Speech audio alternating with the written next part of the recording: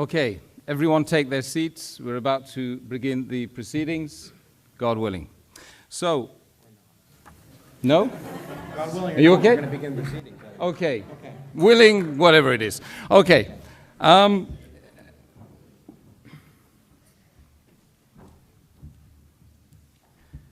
start by praising God, the compassionate, the merciful. Assalamu alaikum. Peace be upon the whole gathering. Marhaba, welcome, and thank you all very much for attending this, what I hope will be a seminal debate between our two respected speakers on the left and the right. That's what it's all about. It's about a debate, and it's about us coming together and being, being true to each other. That's effectively what it's all about, right?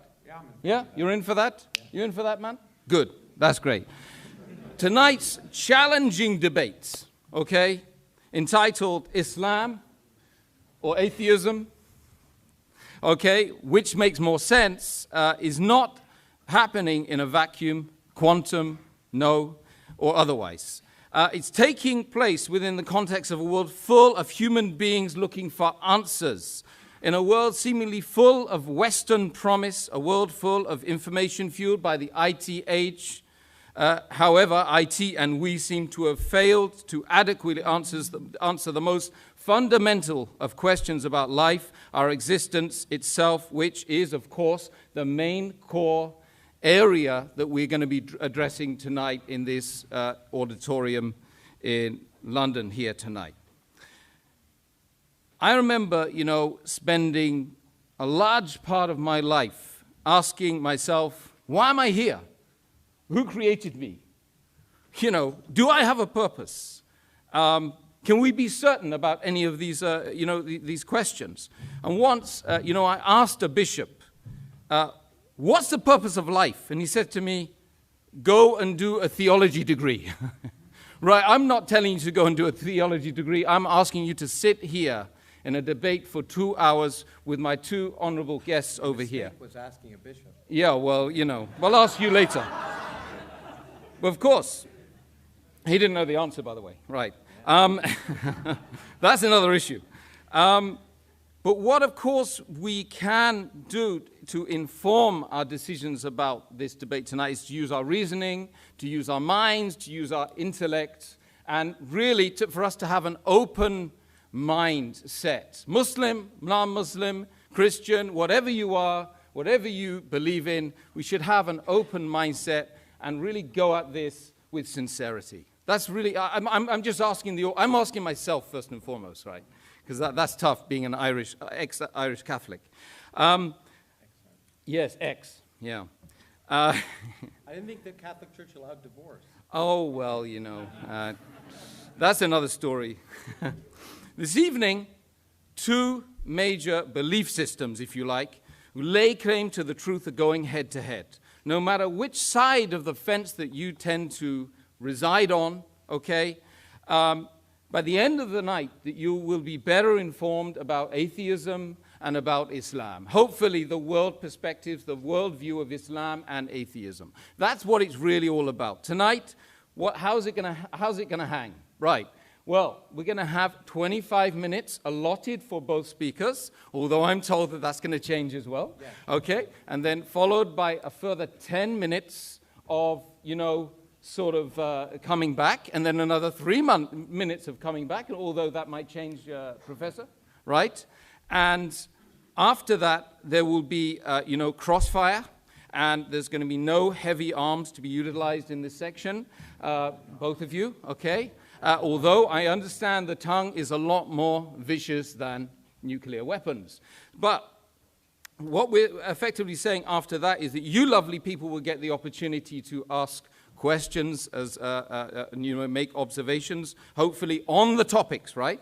On the topic that we're talking about. And then there'll be 2 minutes closing remarks, a little presentation after that, and we'll all go home, and we've got to be out of here by 10 o'clock. I would urge the audience not to heckle the speakers, to be polite at all times, okay?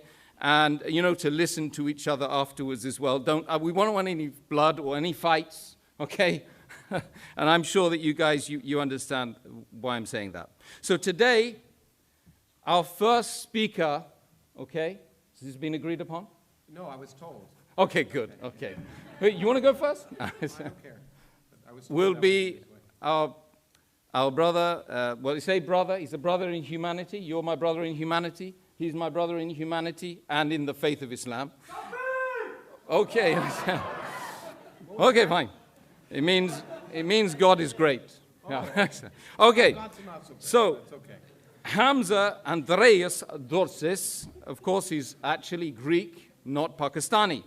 Please, he in fact is, you can see he's a little bit Pakistani, but anyway. He's a student of Islamic thought, a lecturer, a researcher for the Islamic Education Research Academy, and without further ado, I will call upon him to give his piece.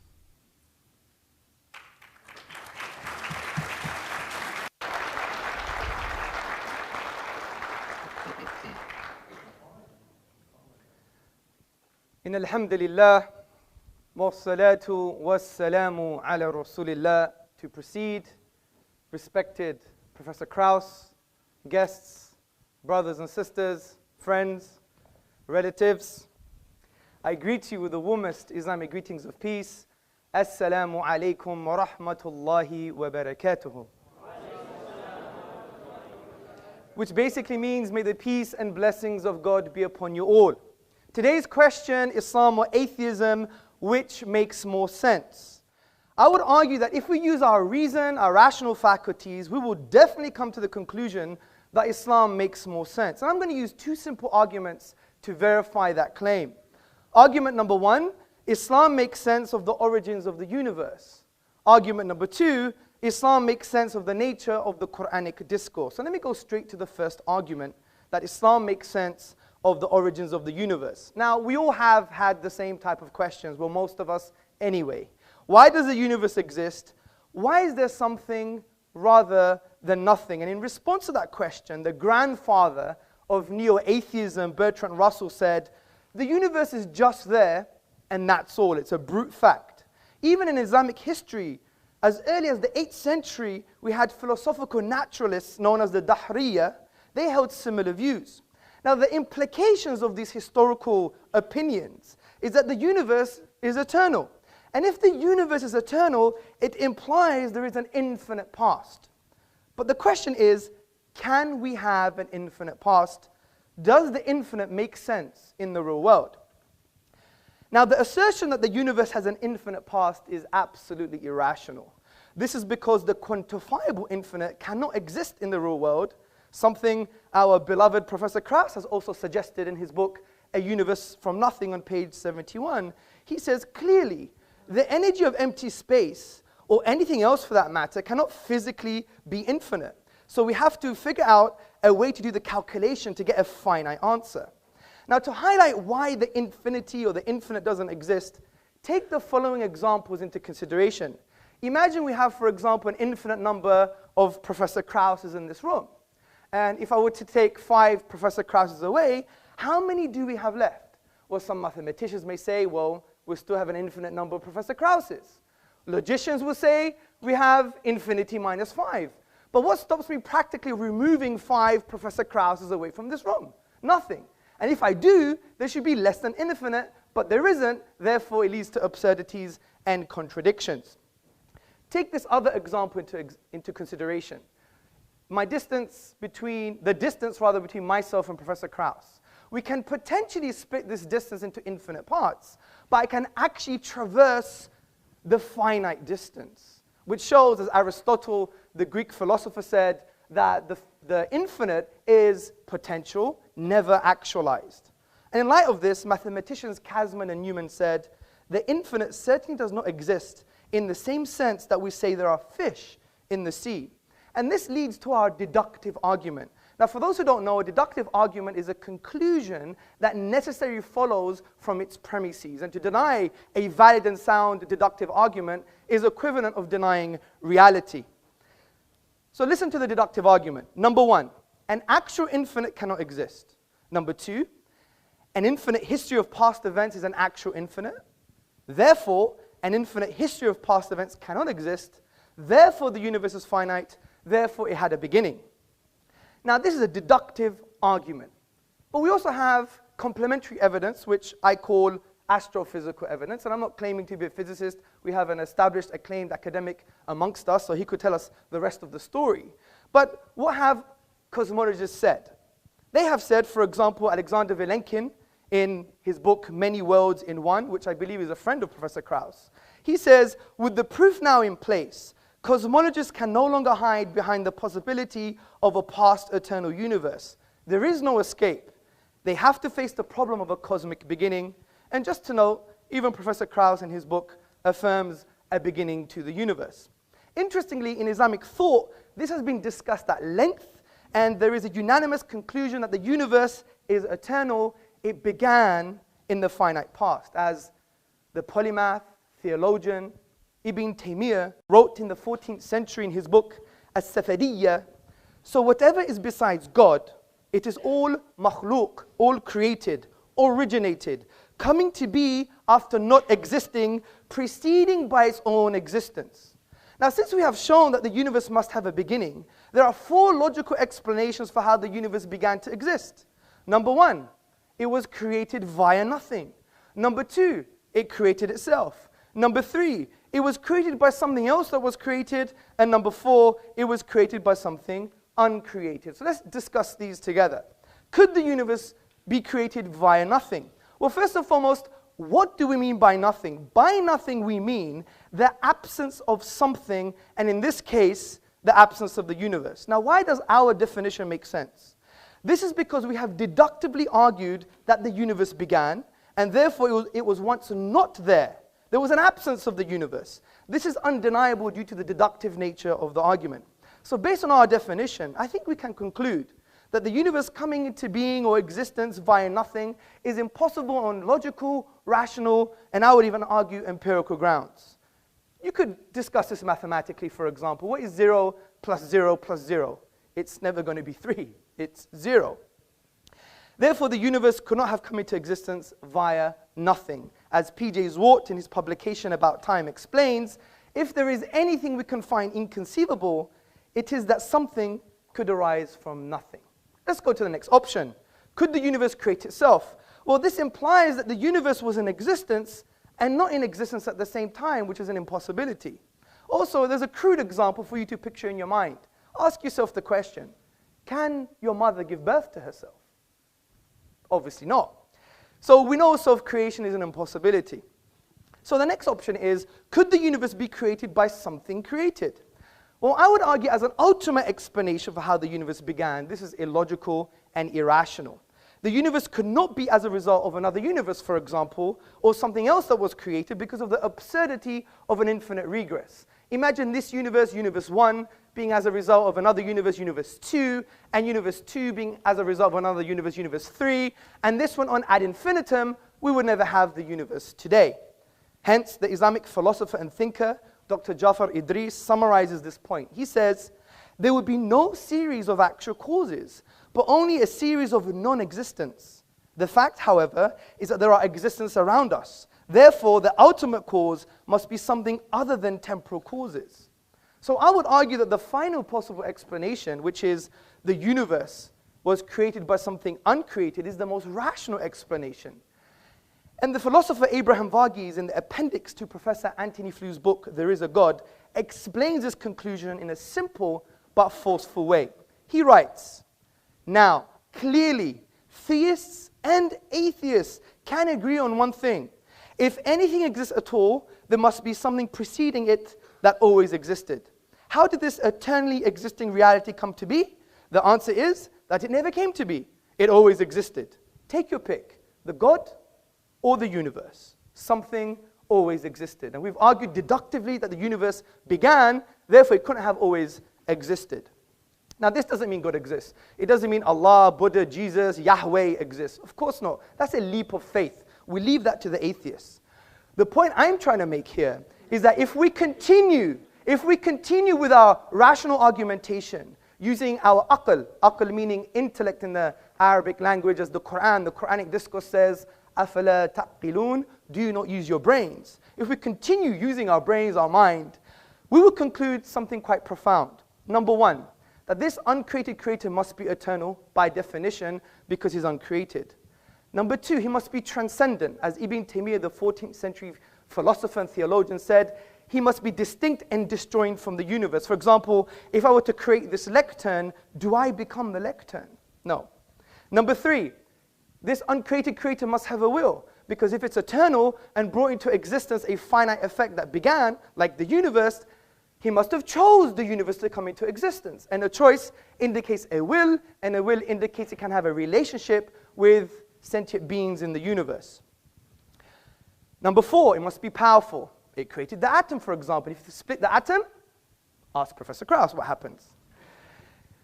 Fifth point, it must be perpetually knowing, because if it's eternal and it established laws like the law of gravity, it implies it's a lawgiver. So therefore we can make the inference that it's perpetually knowing or perpetually intelligent because it's eternal and created laws in the universe. Finally, it must be one. If we use the rational principle called Occam's razor, and by the way, many people don't understand Occam's razor, and I think Professor Kراوس doesn't understand Occam's razor either when I read his book, but he could debate with me later. Occam's razor is not about physical causes, by the way, which has been misconstrued as a straw man in the Kraussian fashion. Basically, Occam's razor is that you must have a simple explanation, but also you must have the most comprehensive, which means what? It actually means that it has to have greater explanatory scope and explanatory power, because it can be complex, because it may deal with most of the questions. But concerning this reality about the oneness of the divine, the argument that the creator must be one is simple and far more comprehensive. If you say 2 or 3 or 4, then it's not simple anymore, and it doesn't answer all the questions. In actual fact, it creates far more questions than it answers, such as, how do 2, 3, 4 causes co-eternally exist? It doesn't make any sense. So I think we've concluded what the Quran concluded 1400 years ago, that there is a creator, he's one, he's unique, and he's transcendent. As the Quran says in the 112th chapter, say, he is God, the one, the unique, God, the eternal, absolute. He begets not, nor is he begotten, and there is nothing like unto him. Now, before I move on to my next argument, I really want to have a nuanced discussion, a very nuanced discussion, which means if someone offers to talk to you, you have to talk to them back. And I wasn't offended, but I found it slightly childish when I asked someone in this room for us to have a chat, and he wouldn't have a chat with me, which I think is not very nice. But that's another story. And now we're doing some contention, so we transcend this kind of what I would call atheist cliches. So what's the first atheist cliche? The first atheist cliche, I call it the Professor Kراوس nothing cliche. And if you read his book, you will see that Professor Kráوس was a highly acclaimed academic. I mean, I am nothing compared to him. That's true. He's right. One second. By the way, him making a statement is not an argument. I don't know why you're clapping like someone who's obedient slave. 1 point. Please, I have a time to keep. So, in his book, which I really like his book, I like his style, I like his rhetoric, he wrote in his book, A Universe from Nothing, he said that nothing is nothing with italics. And essentially what he's trying to say, he's trying to change the label nothing, which in the English language is a universal negation. But he's saying nothing is actually something, which is a quantum reality. Now this is quite bizarre. And that's why you have to study philosophy, because you need to make conceptual distinctions. For example, imagine I was in the hallway and I said, you know, I met nobody, and they gave me directions to this room. Or imagine if I said, for example, yesterday my wife made a great lunch, and it was nothing. You know, nothing tastes great with a bit of whipped cream. I mean, does this make any sense? And Professor Kráus' use of nothing is actually something. He also says in his book in page 80, our universe will then turning to the quantum haze from which our own existence may have begun. And his own friend, Alexander Vilenkin, said recently, vacuum is very different from nothing. It's a physical object. But this is irrelevant almost, because even Kráus admits in his book that these are speculative and inconclusive conclusions. Because he says, I stress the word could here, because we may never have enough empirical information to resolve this question unambiguously. So I do respect what he's trying to do, but you would never take an inductive argument over a deductive one. Only someone intellectually challenged would do that, in my humble opinion. The second contention is that things can come into being without any cause. You have a quantum vacuum or quantum reality, and there are some subatomic events that appear without no causes. I believe we have a strong defeater to this argument, and it concerns perceptions, and it rests on a Kantian argument. Now, I can order my perception in this room. I can see this very handsome young man. I can see the cameraman. I could see the wall. I can also reverse that perception. But if my wife were to start walking down this auditorium, I couldn't help but see her front before I see her back. And I couldn't reverse that perception. Now, the very fact that I know when I can order my perceptions and when I can't, and when I can reverse my perceptions and when I can't, is because we have an innate concept of causal links and causal connections. To reject that based on empiricism or an empirical reality is equivalent and tantamount of actually rejecting the perception itself. It's like shooting yourself in the foot.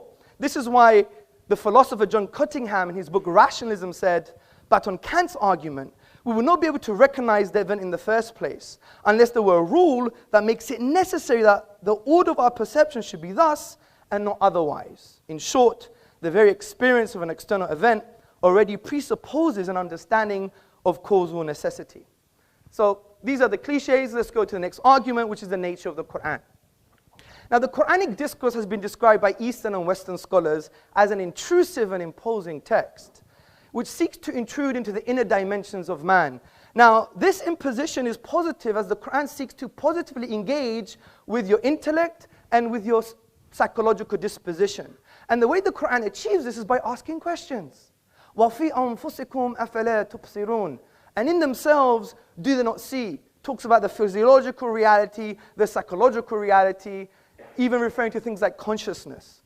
This is why Professor of Philosophy Shabir Akhtar, in his book, The Quran and the Secular Mind, A Philosophy of Islam, he describes what the Quran is trying to say with these verses. He says, nature's flawless harmonies and the delights and liabilities of our human environment, with its diverse and delicate relationships, are invested with religious significance.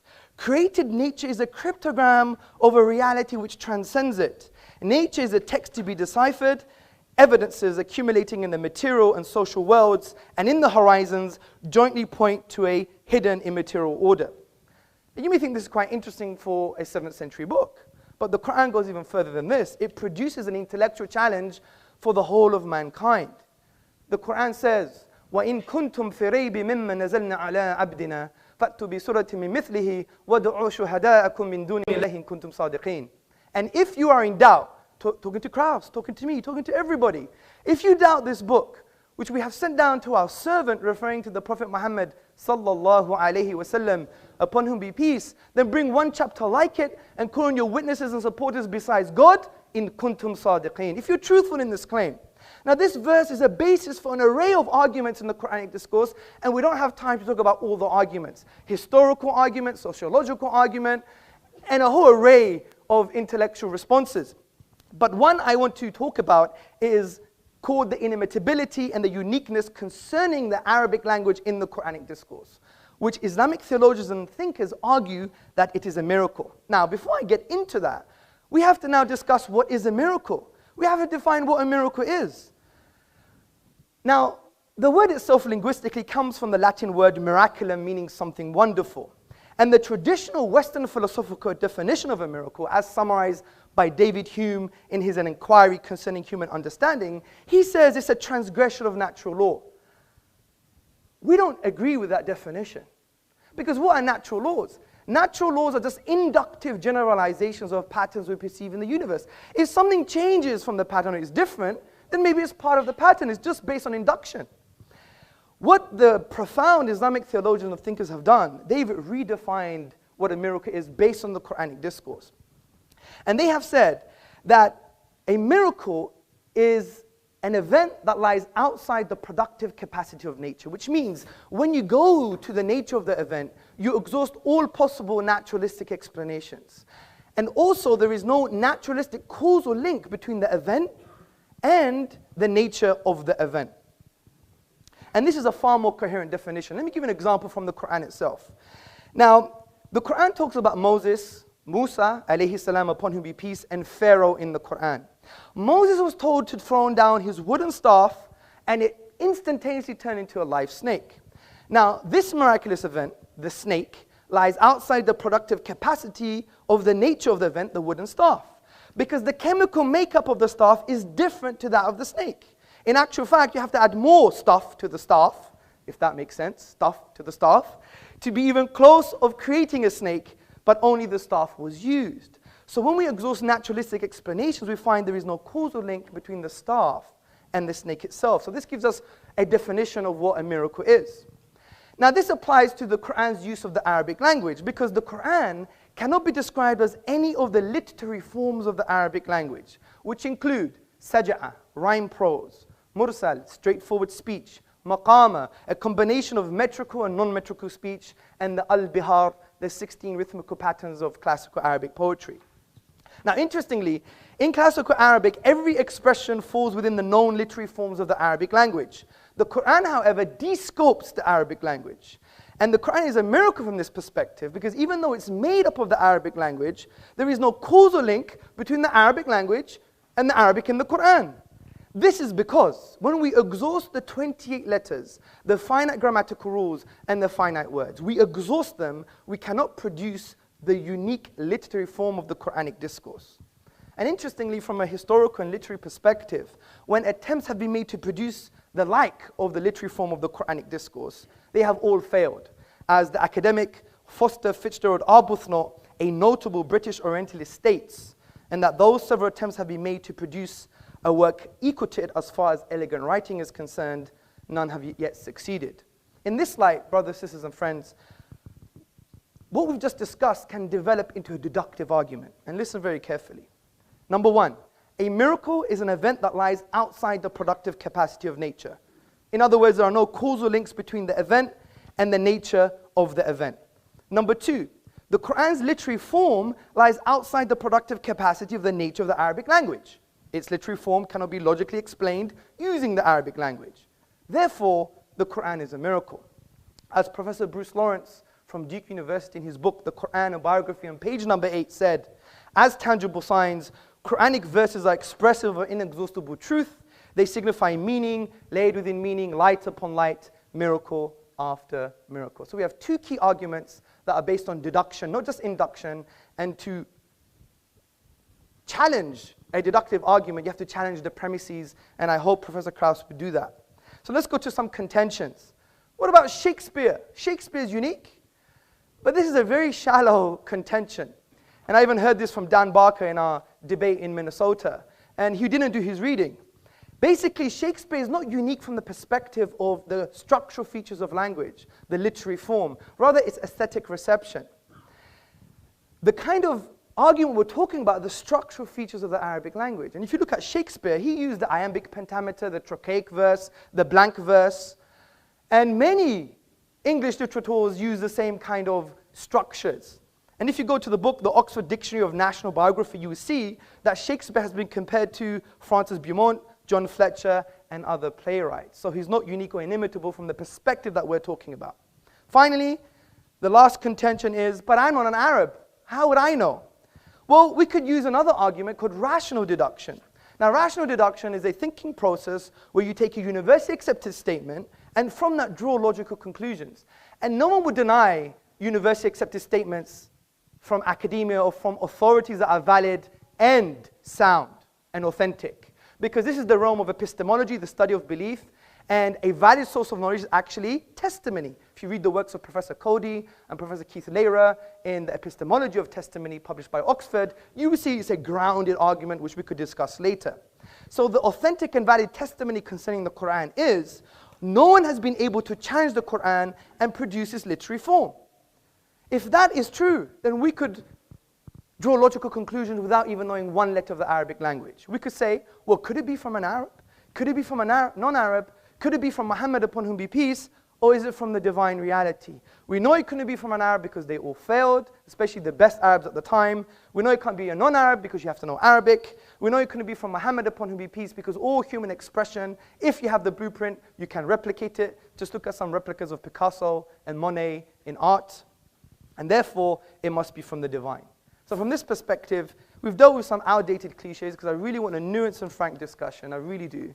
And I hope I do have that with Professor Kراus. I respect him dearly, and I respect all of you.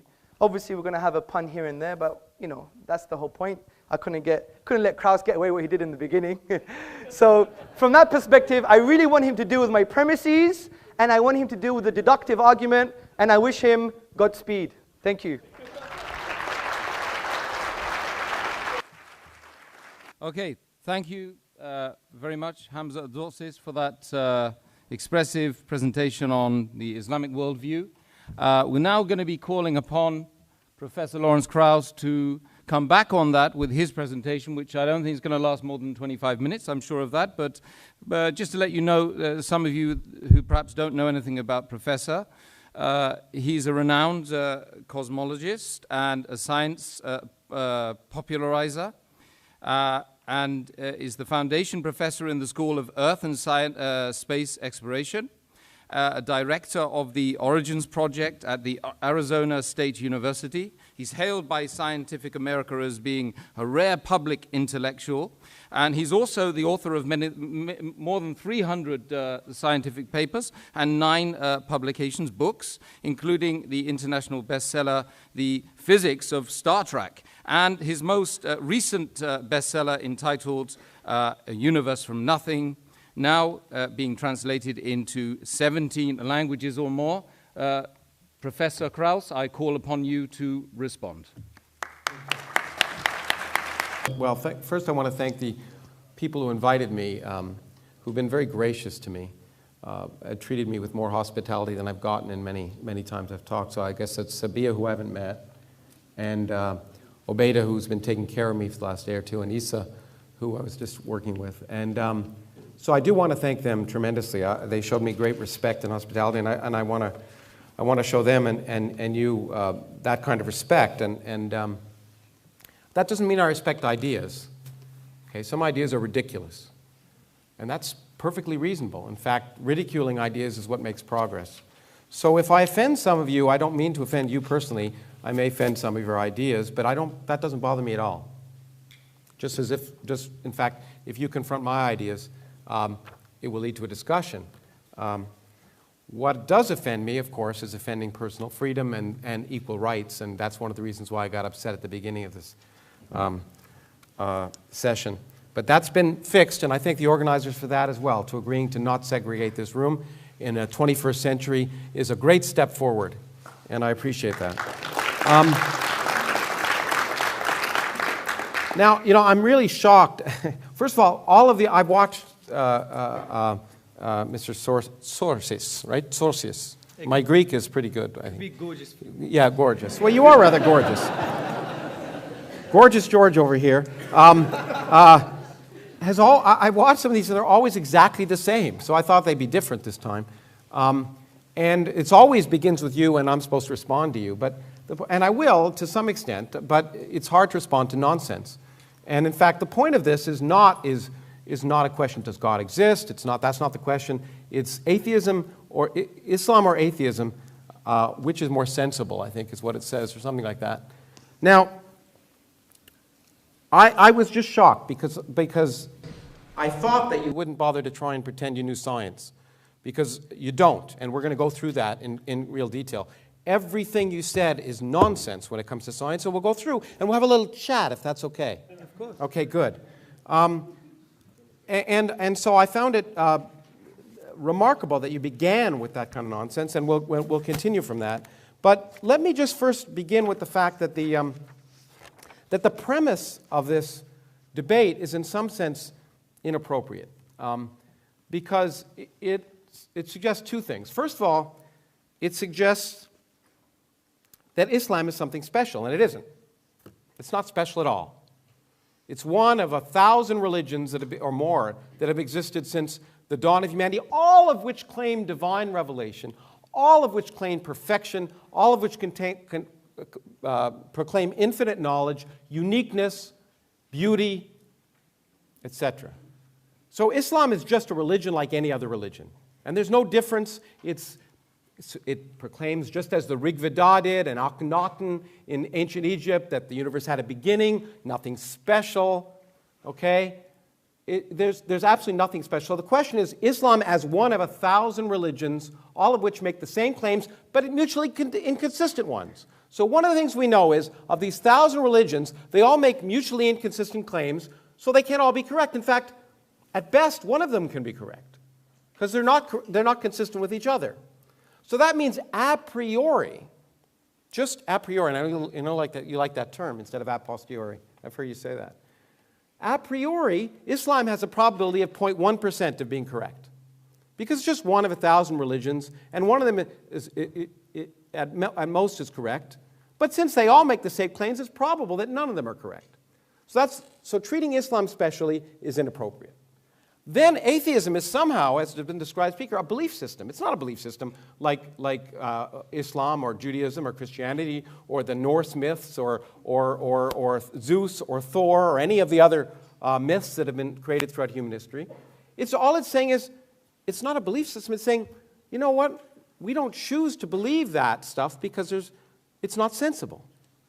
So it's not saying we believe X. It's saying, well, this myth is inconsistent with this myth, or this myth is inconsistent with what we know about the universe, and therefore, it's unlikely to be true. So what atheism is just saying, this is unlikely to be true. It's not a belief system. So to compare one versus the other is, of course, false. It's a false premise. The first part of the false premise is that Islam is special. Not special at all. It's been there. It'll be gone, or be there as long as other religions. It's just like all the rest. And atheism is not a religion. It's just, in fact, what it is could be described as common sense. Okay? What makes sense? I will think that those things that make sense are likely, and those things that don't make sense are unlikely. In fact, that's what science is all about. Okay, so having said that there's nothing special about Islam, and there certainly isn't. I'm going to talk a little bit about, my intent, by the way, is, the other thing I should say is, debates, I'm an educator. It's, a flaw, but it is what it is. That means I believe in actually trying to illuminate ideas and lead to discussion, critical thinking, and eventually learning things and increase in knowledge.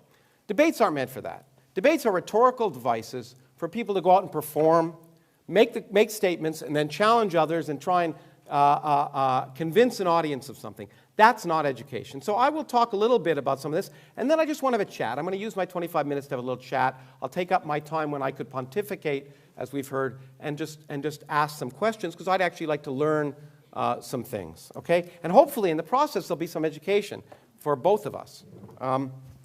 So the first thing I want to say, however, I want to clear up some misconceptions. This idea of deductive arguments, which sounds good, is not the way we learn about reality, okay? Deductive arguments just don't work. They lead to irrational actions. In fact, if we discuss what common sense is taking your beliefs to conform to the evidence of reality so that you will make rational actions. If you force your reality to conform to your beliefs, you will make irrational actions. So you can deduce things based on your beliefs, on your a priori beliefs, but you'll have a problem. For example, your a priori belief could be that if you prayed to Allah, that you could jump out the fourth story of this window of this building, and you would land safely. Okay, that could be an a priori belief. And in fact, you could deduce based on all your beliefs and all of the evidence that you're a good person and Allah would take care of you, or whatever you want to call it, that you'd be fine. I would take the elevator down, and only one of us would be walking at the end. That is not deductive. It's based on empirical evidence. Okay, now, so arguing that something doesn't make sense to you is based on the fact that the assumption that you know what's sensible in advance. But we don't know what's sensible in advance until we explore the world around us.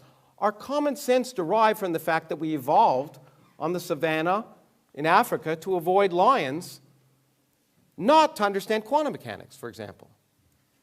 As I've often said, common sense, our deductions might suggest that you cannot be in two places at once.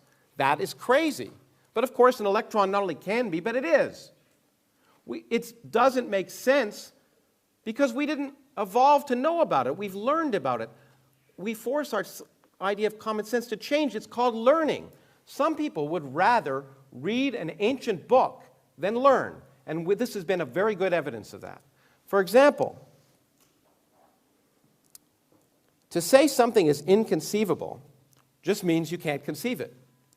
But the great thing about the universe, and the reason that I do science, is that the universe has a much greater imagination than we do. In fact, there are more things in heaven and earth than are dreamt of in your philosophy. And that's what's wonderful about the universe. Things that are inconceivable happen all the time. And what that does is that expands our mind. And expanding our minds to conform to the evidence of reality is common sense. And that's what, when you call atheism, that's what that is. That's just saying, I'm going to accept the evidence of reality, and if something seems like it contradicts the evidence of reality or is irrational, I should question it. Now, there are a lot of ideas which gorgeous George over here, no, Mr. Sorhish. Tزورتزيس. I've been to Istanbul and I'm trying to learn Turkish, but Tزورتزيس. Mr. Tزورtزيس. It's okay. Do you speak ancient Arabic, by the way? I could read and do a bit of grammar. A bit of grammar. You don't speak it then? No, no. So your presumption that it's beautiful ancient Arabic is just a presumption. You actually don't know what you're talking about. No, it's not. Okay. I'll respond Okay. I just wanted to ask that question because I don't speak Turkish. I wanted to see if you spoke Was that ancient Arabic. question or comment? Well, I just want to ask, do you speak ancient Arabic? Yes, I do. Fluently? No, but I do speak it. Okay, but not fluently. كيف حال؟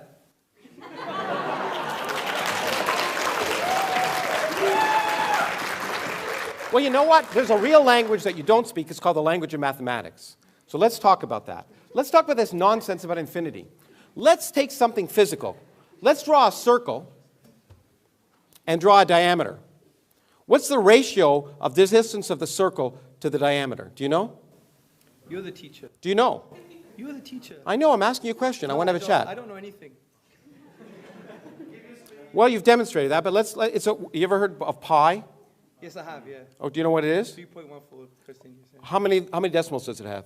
I don't remember. An infinite number. Yes. Yes. Okay, so the physical distance of the ratio of a diameter of a circle to its circumference is an infinite number. Yes.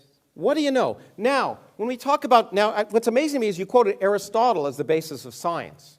Of course, Aristotle was the one that told us objects fall in proportion to their weight because he actually didn't do the experiment. He deduced it based on what he wanted.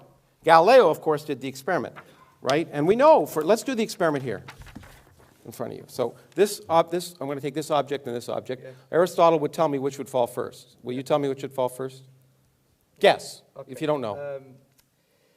The book. Okay, look, you were right. Great. Okay, good. Why? Because there's resistance. Resistance to what? To the paper, right? Okay, exactly. Aristotle didn't know that. Yes, he didn't. Okay. Aristotle also claimed that infinity was impossible because indeed, as you pointed out, the distance from you to me could be divided into a half, and then a quarter, and then an eighth, and then a 16th, and that's an infinite thing. It makes it impossible. Yes. Well, the thing that Aristotle didn't know how to do, and you don't know how to do, is to sum an infinite series. 1 plus a half plus a quarter plus an eighth plus a 16th adds up to 2. Yes. Okay, so that kind of argument that infinity is impossible, it just doesn't make sense mathematically. Infinities do occur. Now, it is true in my book that I said infinite density or infinite energy is a concept that appears to be in contradiction with the evidence of physics. But that doesn't apply. All infinities are impossible. In fact, space could be infinitely large. There's no presumption that space isn't infinitely large. It could be. What we now know about physics suggests it probably isn't, but there's no law of physics that says space can't be infinitely large. So this notion that you deduce that infinity is impossible because you don't like it is just not the way the world works. Because infinities happen all the time, whether you like them or not. Not only that, it doesn't lead to irrational actions. Mathematicians have a way of dealing with infinity. We can add infinities. We can take numbers and an infinite series that, for example, the series 1 plus 2 plus 3 plus 4 plus 5 plus 6 plus 7 to infinity actually has, in mathematical terms, can have a finite sum. It's minus 1/12, if you wanted to know. Okay? It may not seem logical to you. It may seem inconceivable to you that the sum of a series of positive terms, each of which is bigger than 1/12, could end up being minus 1/12. But the fact that it's inconceivable to you just means you're ignorant. Thank you. Okay, now, this idea that Occam's razor suggests, first of all, Occam's razor is not a principle of science. Okay, it's a nice idea that you should try for the simplest answer to any question, and physicists try and use that. Sometimes the simplest answer doesn't work. In genomics, for example, it'd be nice if every gene, in fact, you talked about more than one cause for an effect. It'd be nice if every gene, every disease was caused by a single gene. One of the reasons that genomics is so difficult is we've discovered there's a complex interaction of genes so that, in fact, that there are many separate causes of most diseases. There are very few diseases that have a single cause. But in fact, you know what is simpler than the number 1? The number 0. 0 is a much simpler reason that there's no cause. Okay, so if you really wanted to apply Occam's razor, in fact, you'd apply no causes. Now, you also use the term causality, which is a term I understand. You didn't define it. Do you want to define it? I may do. Well, why don't you do it now? I don't want to give you that favor. Oh, I thought we were going to have a chat. Yeah, but I want to have a chat, not a chat. So it's less rhetoric, more connection. No, let's have a chat. No, I think when we talk about rhetoric, we were talking about the lecture you just gave. I want to have a chat. I'm asking you a question. Do you know what causality means? You use the term. Yes. Okay. Well, I mean, if you use a term, you should know what it means. yes, Okay, I have but my you use it. definition. I have my definition. Okay. Okay. Well, I'll define, and that's, cause precedes effects. Does that sound good? No, that's the wrong definition. In my Okay. opinion. Well, I'd like to learn what it is. Well, for example, there's an interesting book about the quantum physics and causality. Mm-hmm. And the philosophers and philosophers of science and scientists have disagreed on a specific definition. So they've reduced back to a fundamental definition. Do you want to have a chat or okay, a chat? You quoted a book on physics. Yeah, I haven't finished yet. Physicists don't disagree about the definition of causality. Have you presumed your results here? Do you No. really want to connect with me as a human being? No, But you've asked me a question, you're answering it for me? I mean, come on. You quoted physicists. Go on. I said scientists. Okay.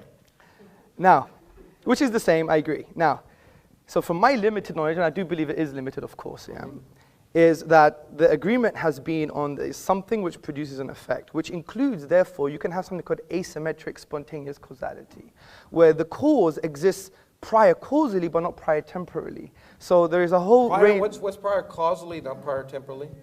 Prior causally means that there is I'll give you an example. The Kantian example was you have an infinite ball that's on an infinite pillow. Mm-hmm. Now, they both, time doesn't exist here, but you're not going to say the indentation is not as a result of the ball. So there is a causal dependency there, and time is out of the window. So we could discuss causality until the cows come home, but it's not as simple as what you're trying to say in terms of that. It doesn't presume temporality, do you see? Well, I think it does. I think, again, if you think carefully about what you just did, Okay. the ball doesn't create an indent in a pillow. And by the way, you used infinite. I thought we weren't allowed infinite. But anyway. It was an example. Yeah, well, it's an example of a physical example, which you said doesn't exist if it's infinite. But it doesn't matter if it's infinite. A pillow here, a finite pillow and a finite ball. Yes. Okay? There's an indent. Of course there is, yeah. Okay, was the ball there or not? Well, my example wasn't based on finitude. It was based on they're both infinite. Well, but if the ball isn't on the pillow, it doesn't create an indent, right? Yeah, of course, yeah. Okay, so it had to be. So was it put on the pillow or not?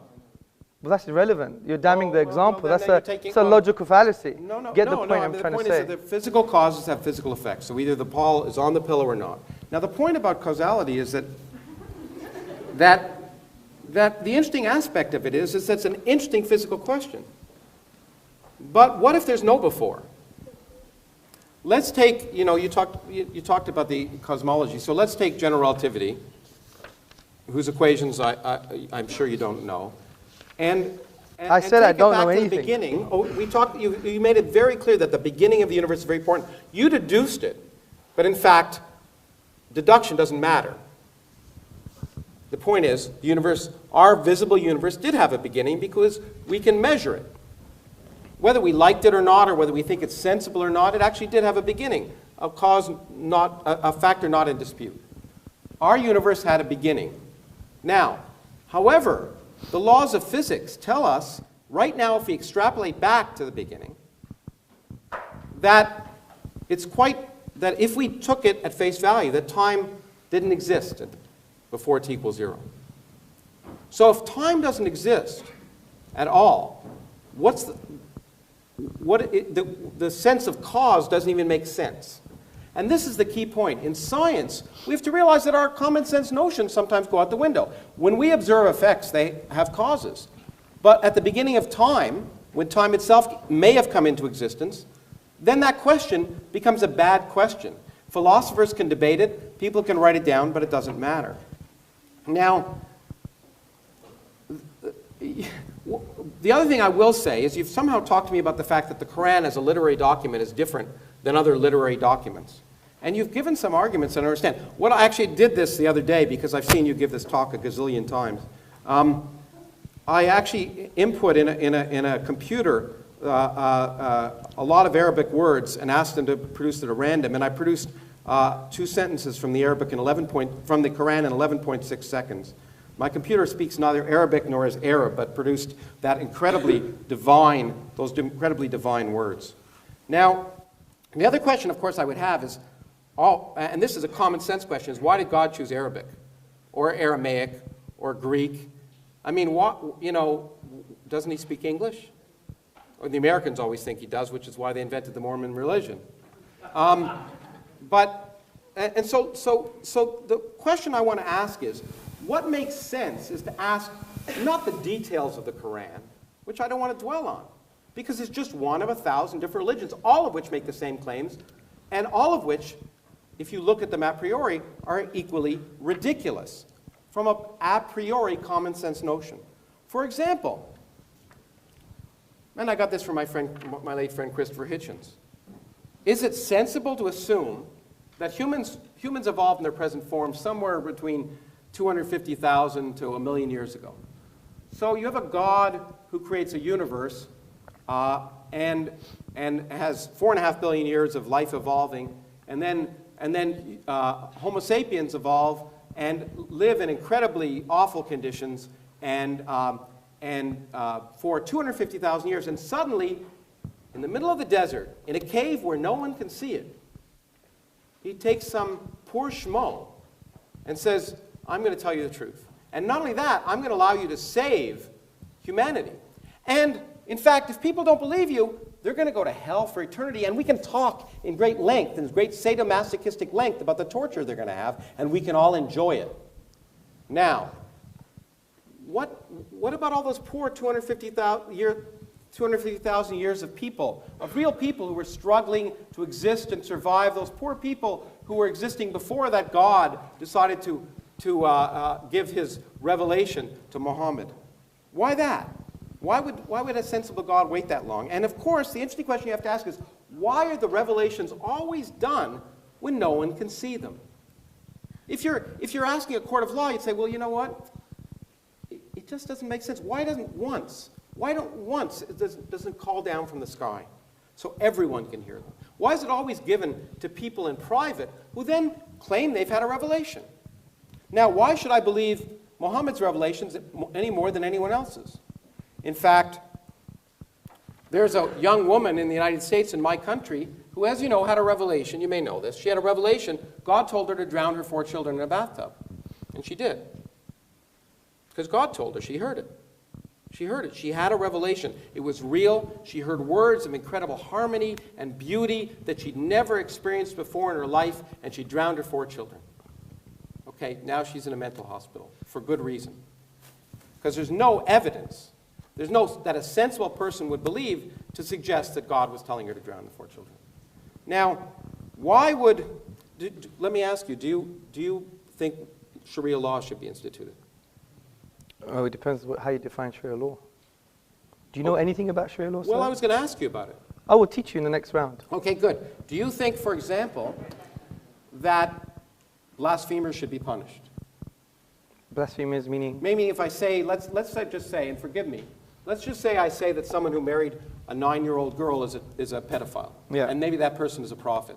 Is that a blasphemer? Is that worth being punished for? Well, I think you should be educated first and foremost. No, maybe, I'm not saying it happened. But let's say I said that, I made that claim. Should I be punished? In a court of law with justice, there will be a form of punishment, yes. Okay. So what about if I openly questioned the existence of God? In fact, said openly and preached in a room that there's no God. Is that worth punishment? This is full in our history. We don't have a problem with intellectual debate and dialogue. Okay. I even mentioned the 8th century Dahriya. So if I say that Allah is not God, but Thor is God, and people should worship Thor, and I go, and that it's not blasphemous. Well, it's wrong and it's Okay. childish, but Okay. I will have a discussion. But it's blasphemous to suggest. Is it blasphemous to suggest that Muhammad isn't a prophet? Well, from an Islamic perspective, but you have to understand there's a difference between public intellectual discourse Okay, so and great, being okay. deliberately rude. Okay, well that's. But we'll that's all great. fall for intellectual discourse as per this big debate. Oh, but you say I should be punished if I suggest Muhammad was a child molester. That's No. I wasn't saying that. Didn't you say that? What I'm saying is, in an Islamic law, for instance, if you were to speak about something like this, and you would be taken to a court under certain conditions, Then I would be punished. there may be a punishment. But generally speaking, it would be more edifying and educational. But should there be punishment? That's what I'm asking you. Should there be? Oh, you're asking me if there Yeah. should be punishment? I think we should follow God's law, of course. So there should be a punishment. I think there should be a punishment if you're deliberately harming anyone else. For openly questioning. Well, John Stuart Mill For had the openly same questioning or opinion. Openly ridiculing. No, there's a difference. Don't straw man my positions. Okay, let me take a more clear example. You're straw manning my Say you're a positions. homosexual man Yes. and you have sex with another homosexual man. Should that be subject to punishment? In the private home, it's outside of the Sharia law. If they did it in public, which doesn't even happen where you're from, then there's a different story. What would the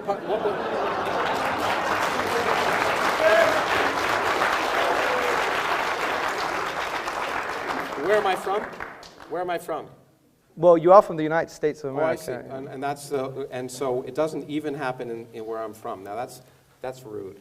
But in any case, How's that rude? I thought you're an empiricist. It does happen where I'm from. All the stats. So two people in Arizona are out in the desert having sex because they really get turned on. Yes. And they're both men Yes. and they have sex together. Yes. Okay? Is that punishable? If there's no one in the desert, no, it's not. Okay, let me ask you another question. Is homosexuality wrong?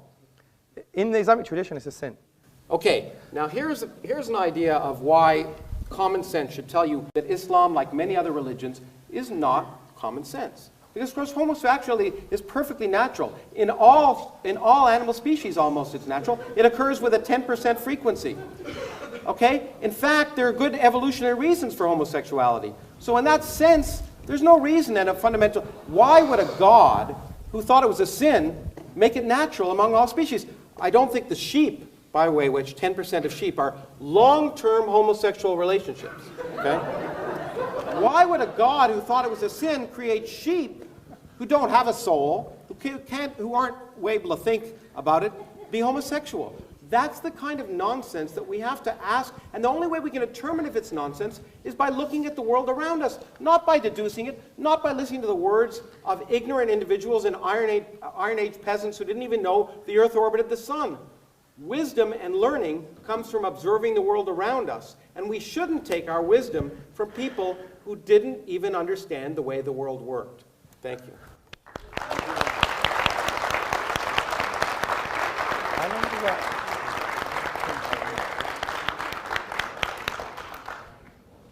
Professor Kراوس, thank you very much for your presentation on the atheist worldview. It's not a worldview. I think it was actually more like a dialogue, nice to chat between you two guys. Actually, I was wondering when I should jump in and stop you guys. You know. Anyway, I'm sure Aristotle and Plato did the same thing. But now we've got something to sort of come back on from Professor. He's given a lot of food for thought. And no doubt, Hamza, in about 10 minutes, yes, you could possibly come back and answer some of those contentions brought up by Professor Kراوس. Thank you very much, Professor Kراوس. Audience, first and foremost, I think most of what he said was a red herring. A red herring is this very smelly fish that you pull across the path of running dogs. And the reason it was a red herring, because he said that I spoke about science. I specifically said he knows better than I do. I specifically didn't use it as my key argument for the finitude of the universe, and he wanted to correct me on something that I didn't even mention myself. This is what you call, not rhetoric, not intellectual argument, it's what you call sophistry. It's rhetoric with crap, frankly. Now, And I'm not saying it to be rude, because it's a typical Krausian fashion. A Krausian fashion trying to win over the whole audience, make a hoo-ha in the beginning. And you know, imagine I did that when I walked into, one day I had interfaith dialogue. And imagine I walked into a Jewish mosque or a hall that was public, and I basically said, I don't want to do things your way, but I want to discuss with you, but I'm not going to do things your way. Is that tolerance? Is that how you connect with other people? He wants to know about our tradition, but he won't even ask them, why do you have this? And another straw man, justice and equal rights. You think they're saying that because they don't have any justice or equal rights? My wife is up there, ask my wife. What's the matter with you? See, these presumptions from Fox News, you're an academic, but when you talk about Islam, it's based on the Fox News narrative, and I'm going to expose this in a minute. Now, the first point I want to make.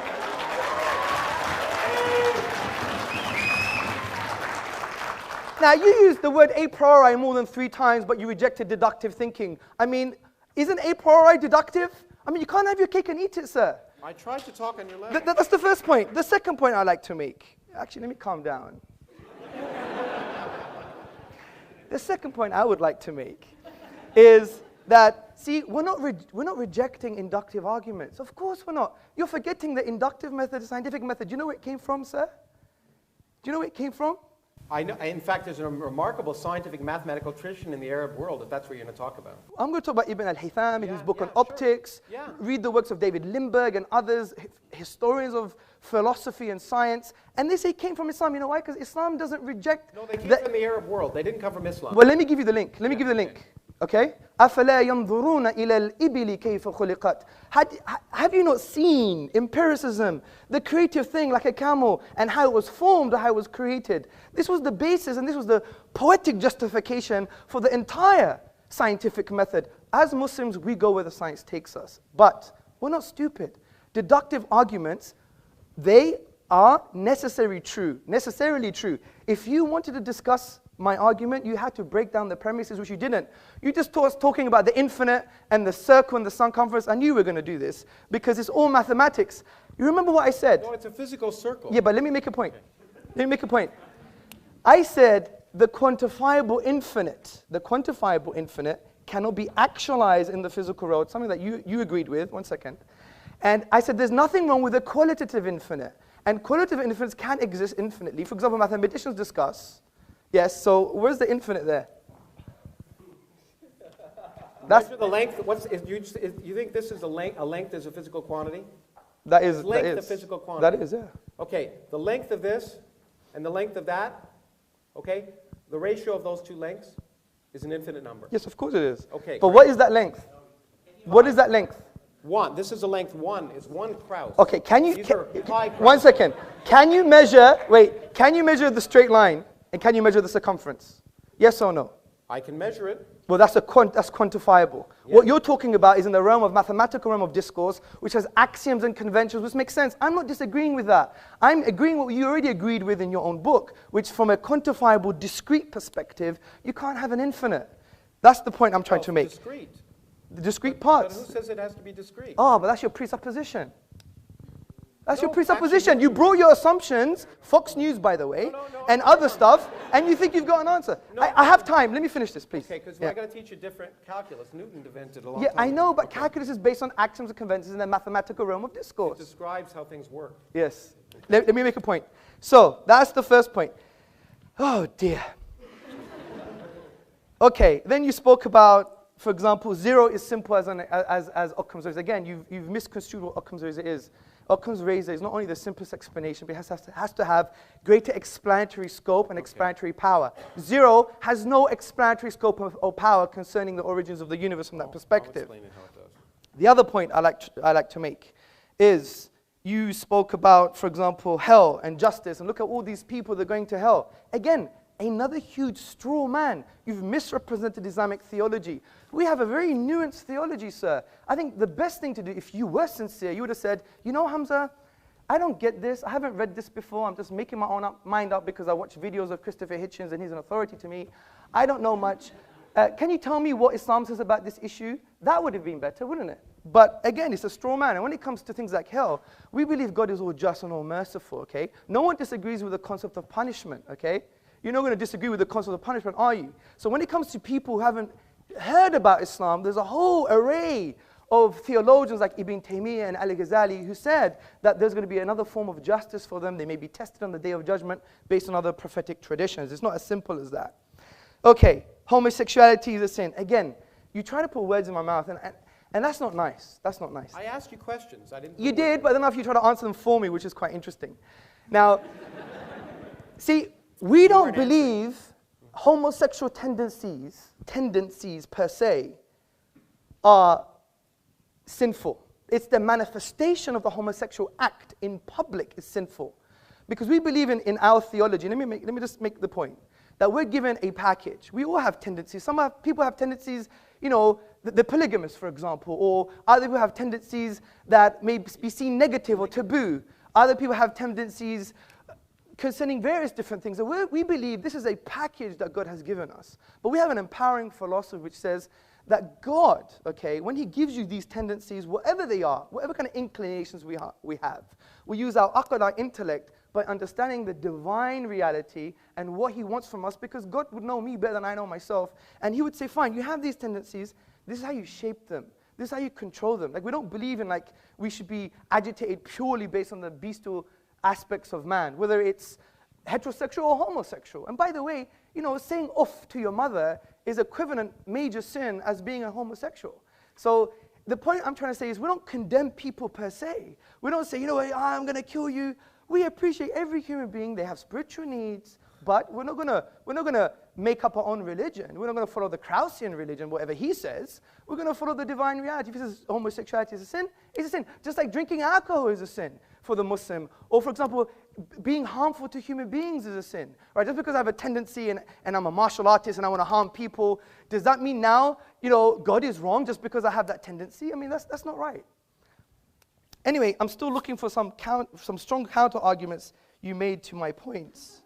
There were no points to actually make any counter arguments. Well, there were, because you didn't. Okay, let's just put it simply. Infinity doesn't exist. Yes, it does. Okay. You didn't. No, I said the quantifiable infinite doesn't exist. I agree the infinite exists. Don't, again, another straw man. The point I'm trying to say is this.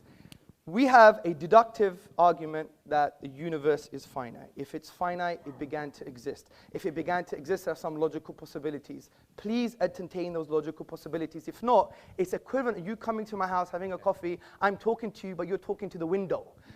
And I know you have better morals and manners than that, because I know you're highly respected. And we do all respect you in some paradoxical way. But the point is, the point I'm trying to say, Professor Kraus, is that I think it's only fair if you want to pick and choose from the Fox News narrative that you actually trying to change that stance and say, right, what does Sharia law say? Do you have a book of Sharia law at home? I asked you so I could learn. No, but you were telling me. Do you have a book? Okay, do you have a book on Sharia law? No. And you make judgments, and okay, I have a book on atheism. I think it's based on nonsense. Great. But I give you the intellectual epistemic respect to read your worldview. But you've come here you've come here blasé, almost arrogant, I don't want to judge you, and saying, you know, it's all rubbish, I'm not going to take any of his arguments, I know better than you, which you said that, and I do agree in physics you do.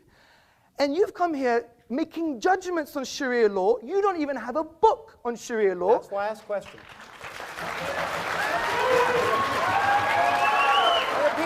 And the point is... I'm sorry, that's why I asked questions. I asked you questions so I could learn. I asked what you thought as someone whose opinions I'm supposed to respect. And I wanted to know, did you think it was wrong? And I wanted to know why. There's no sense why homosexuality is wrong. I wanted to know what common sense tells you that homosexuality is wrong, except some self-proclaimed prophet telling you with no evidence. There's a different point. Okay. Okay, let me ask Professor Kraus a question. Why is incest wrong? It's not clear to me that it's wrong. Okay. It's clear to me. There's an evidence. No. Listen to me. Listen to me. Wait. Let's give him the respect, please. He's got a justification. You asked me a question, and if you want me to answer, I will. Yeah, of course. Do it. Okay. The point is, most societies have a taboo on incest, and it's an empirical one. Generally, incest produces genetic defects. Yes. Okay. And so in general, there's a physiological reason and a societal one why incest is wrong. Yes. Okay? But if you ask me the question, is it, and this is an interesting question, we are, by the way, it's an ingrained, there's an ingrained incest taboo in almost all societies for that reason. Sure. Because societies want to persist, so it works. But if you ask me a priori, for example, the question, if a brother and a sister loved each other and used contraception, is there something absolutely morally wrong about that? And that, by the way, and it was once, and they went off and it didn't affect anything else, I'd have to think about it because I don't think there's any absolute condemnation of that fact. If they love each other and care for each other and they go off and it doesn't affect anything else, okay. Would I recommend it? No. Would I be particularly happy about it? But would I be willing to listen to those arguments? If they were rational, maybe. Okay, good. So, see, this is precisely the point I'm trying to make, Professor Kراوس, is that I find it quite interesting. Someone who adopts an atheist position would have strong moral judgments about a religious tradition, whereas your moral judgments, at best, are relative and subjective. Now, when you look about moral theory, from an Islamic perspective and a religious perspective, you see that objective morals, like even pointing the finger and saying, you know, you're wrong, you're nonsense, Sharia law is backward, these kind of strong emotive things, I think we can only be that emotive and strong in an objective sense if you have God as a grounding for your objective moral values. Because if you take God out of the picture, he's the only concept that transcends human subjectivity. Social pressure, you know that doesn't work. Look what happened in Nazi Germany. You know, for example, evolution makes it end up being ephemeral and empty. If you look at the philosopher of science, Michael Rules, he said, you think loving thy neighbor as thyself is like you're referring above and beyond yourself.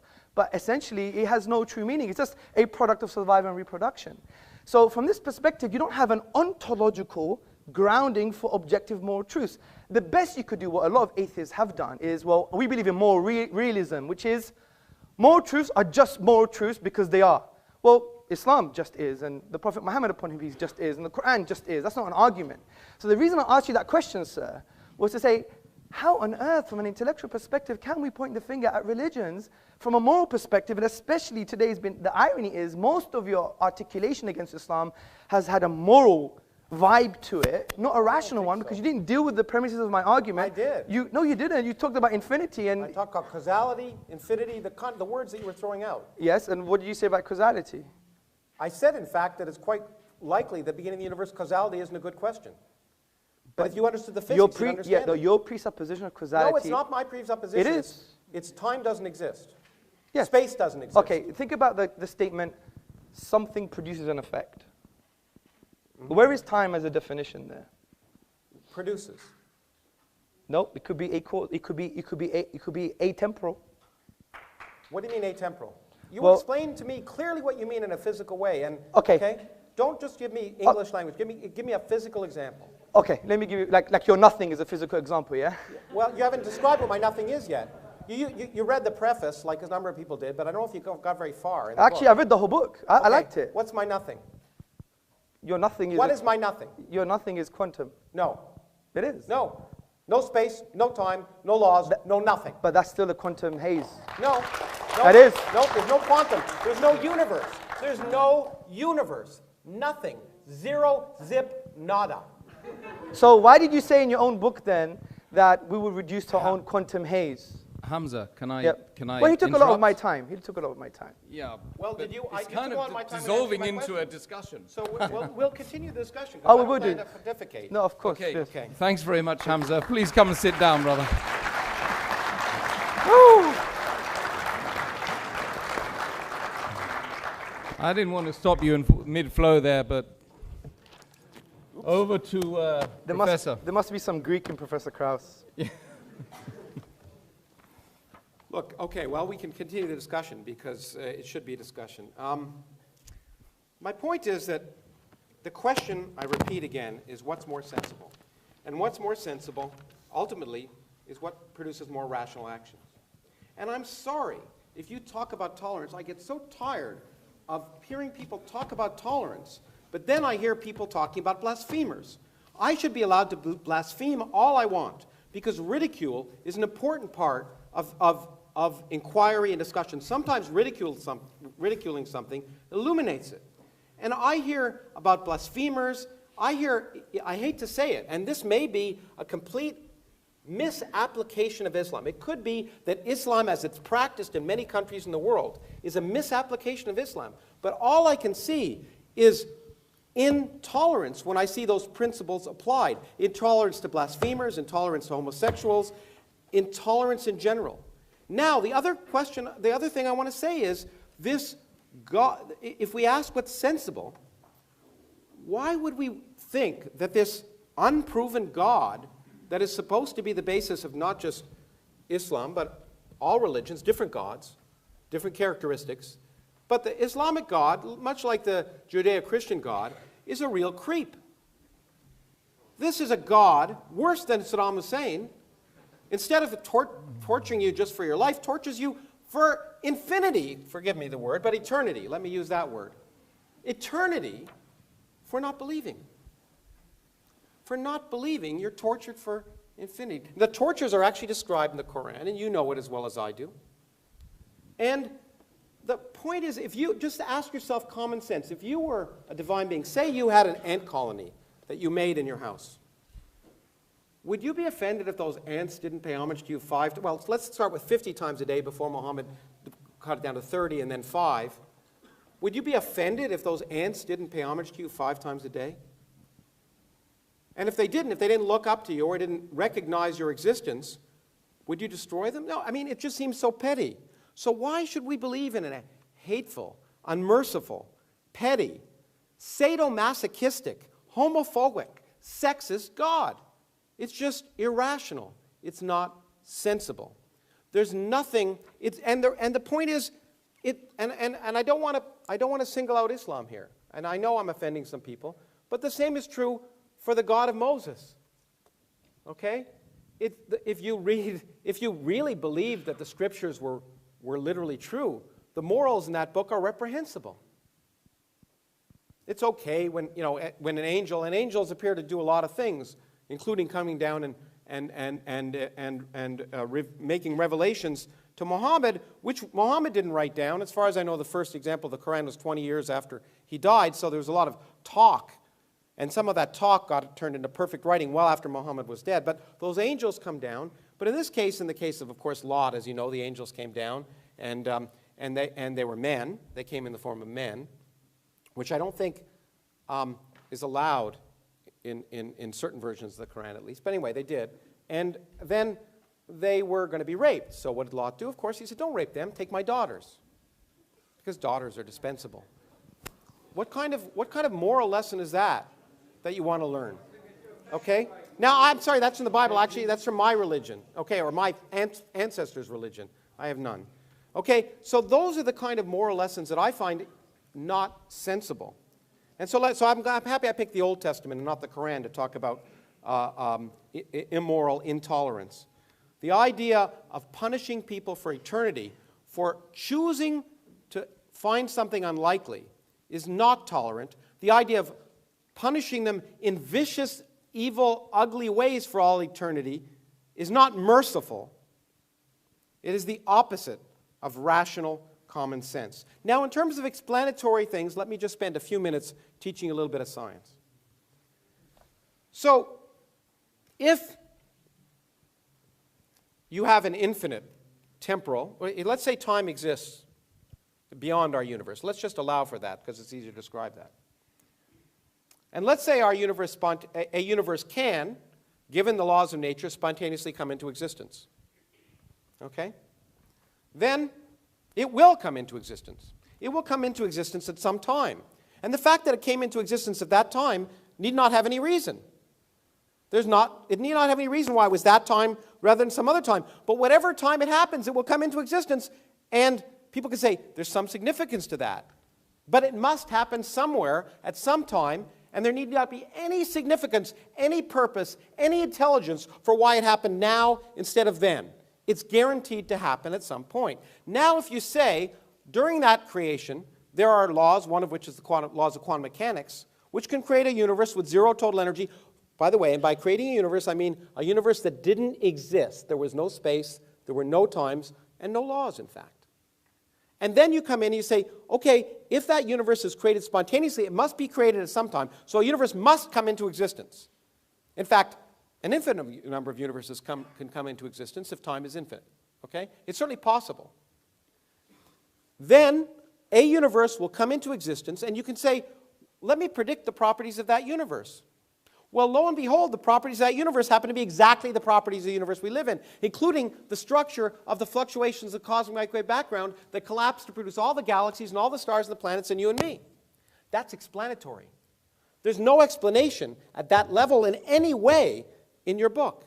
So the explanation of a universe that could come into existence from nothing without any purpose, without any planning, without any reason, is explanatory. Now, lest I be misconstrued, that is just plausible. Because we do not have a full scientific theory. But to make the claim, as I know you've often made, that because that there are certain things we will never understand, is to misunderstand science. There are lots of things we don't understand today, and that's the reason to go out and do science. It's just like Darwin said, he said, in the evolution of species, I'm describing the evolution of species. I'm not describing the origin of life. We'll never understand the origin of life. We'll no sooner understand the origin of life than we understand the origin of matter. Well, of course, he didn't realize that we'd one day understand the origin of matter. Just as I expect in your lifetime and my lifetime, we'll understand the origin of life. We'll understand how chemistry turns into biology. By doing experiments, testing, and not forcing our predilection that it's impossible. I had a debate recently where somebody said, it's impossible for non-life to turn into life. Well, that's a nice statement. It's a nice belief. And it's a belief you can have, but it's a belief that can be wrong. And that's the great thing about science, which you can call atheism if you wish. It's you're willing to change your beliefs. You're not assuming the answers before you ask the question. You're not assuming you know what's divinely right just because you interpret a certain book to mean a certain thing, and someone else may interpret it to mean something else. You will agree there are different interpretations of every book, including the Bible and the Quran. And so to presume that you know divine truth before you've asked the universe is not sensible. And I don't think I'll take any more time. Okay.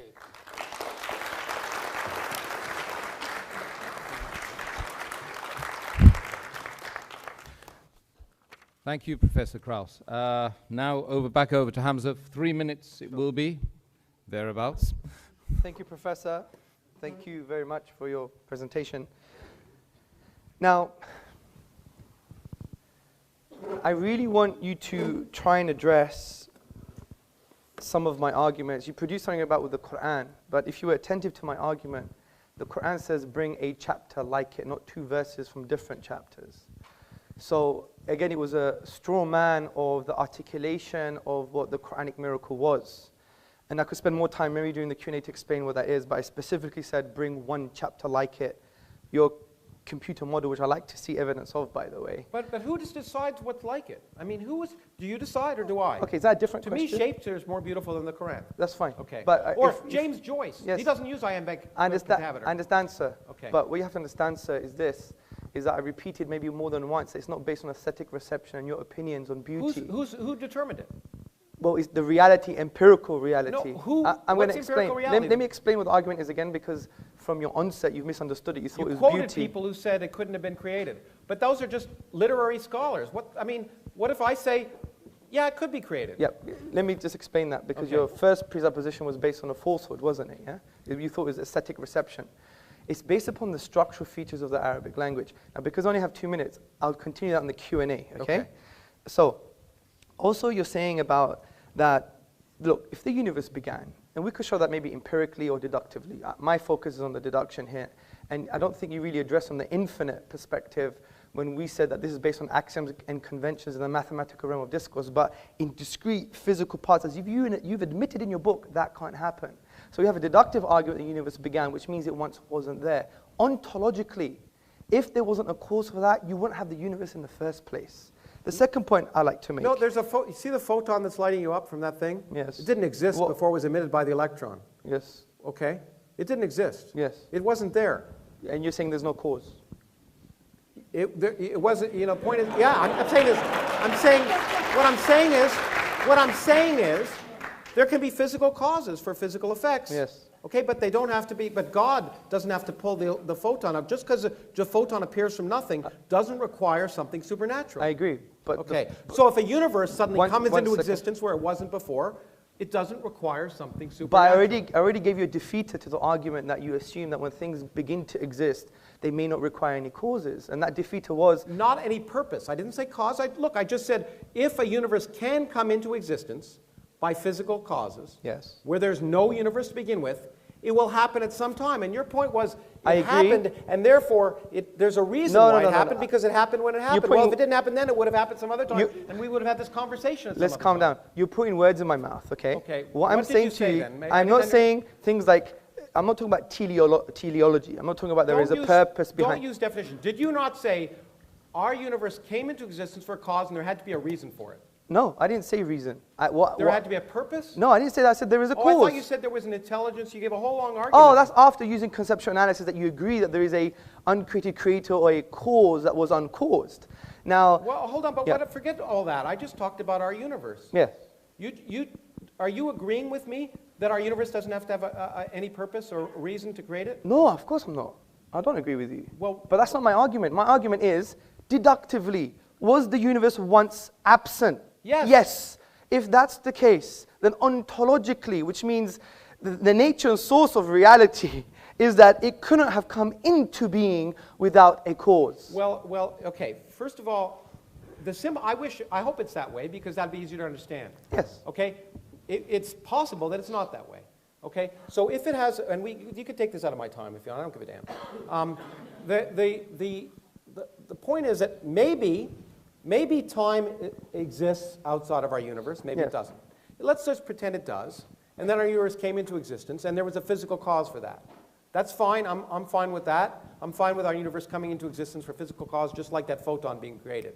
But as I pointed out to you, it's equally possible that these notions that we have in our brains, because we're humans living at a classical level, that time exists and is a continuous flow, may break down.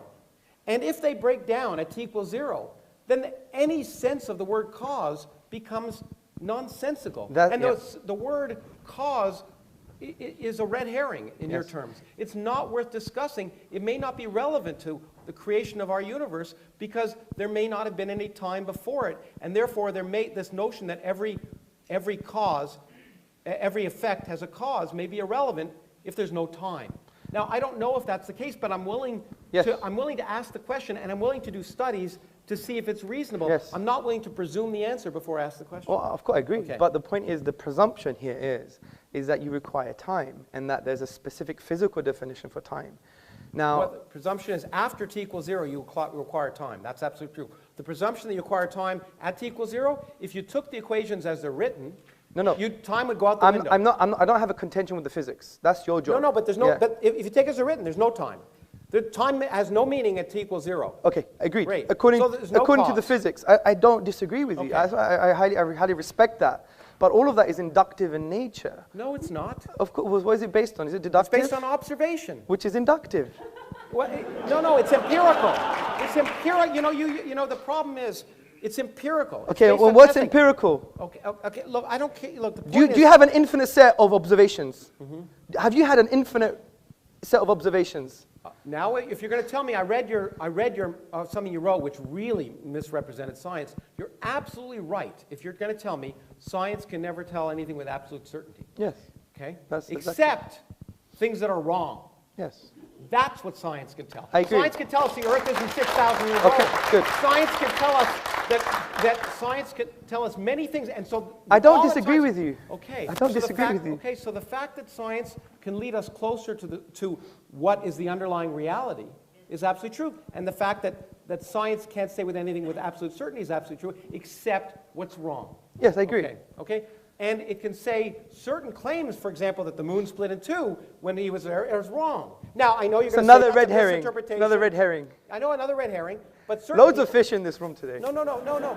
Some people, as you know, some interpreters of that thought that was the case, but they're wrong. You agree with me? That's it. Do you agree that I'm those making a interpreters- different point here, that Professor. Okay, all I'm saying is this is a book of words, and you can interpret it many different ways, and some interpretation of those I'm gonna address are that. wrong. I'm going to address that as well. But that's, look, we're going from so many different issues. It's a typical strategy of not knowing how to respond to a particular point.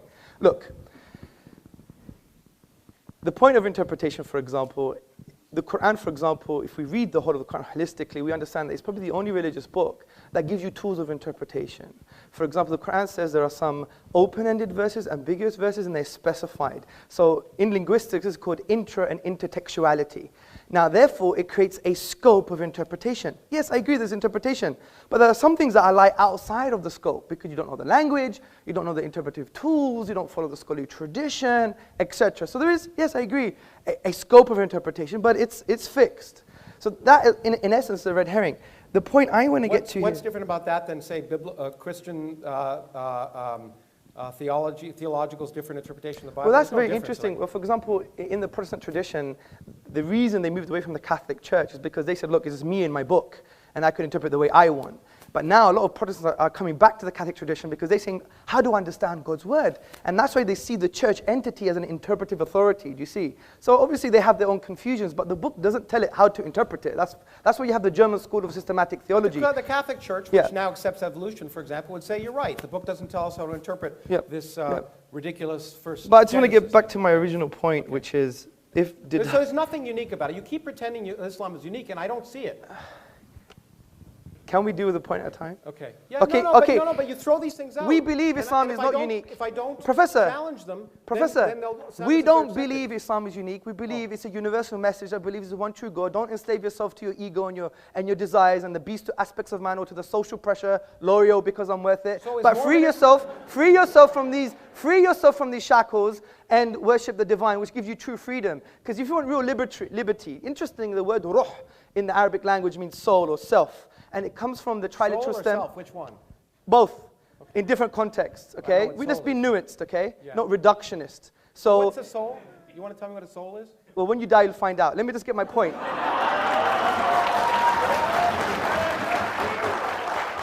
Let me make my point. That's a really bad explanation. Well, because come on. Because it gives me something I can't test. you know? Listen, I'm the Greek. I'm supposed to be full of sophistry and rhetoric here. Well, you are, but that's true. Okay. The point I'm trying to say is that the word ruh etymologically shares the same meaning with the word raha, which means liberty and serenity. And interestingly, we all want to seek this type of liberty, but the irony is, from an existential perspective, what does it mean to exist? Who am I? We're all in a state of slavery because your birth, sir, your birth, madam, is just like the American writer once wrote. We're born and then we're sold into slavery. You never chose your birth. Well, it was Rousseau who said that. Man is born free and Yeah, lives but, forever. yeah, enslaved. exactly. Okay, Well done. yeah, Good. yeah. So let me. It wasn't American. Yeah, but let me get poetic here. Yeah. Okay. So the point is, we don't choose our birth. I didn't choose I was going to be Greek, looking like a Pakistani. You never chose a. Shaved, you wouldn't look so Pakistani. Well, I'm growing my hair just like yours. Okay. So, It's true. it's nice. That's right. So the thing I'm trying like to your say. hair, by the way. Thank you. We're becoming friends now, yeah.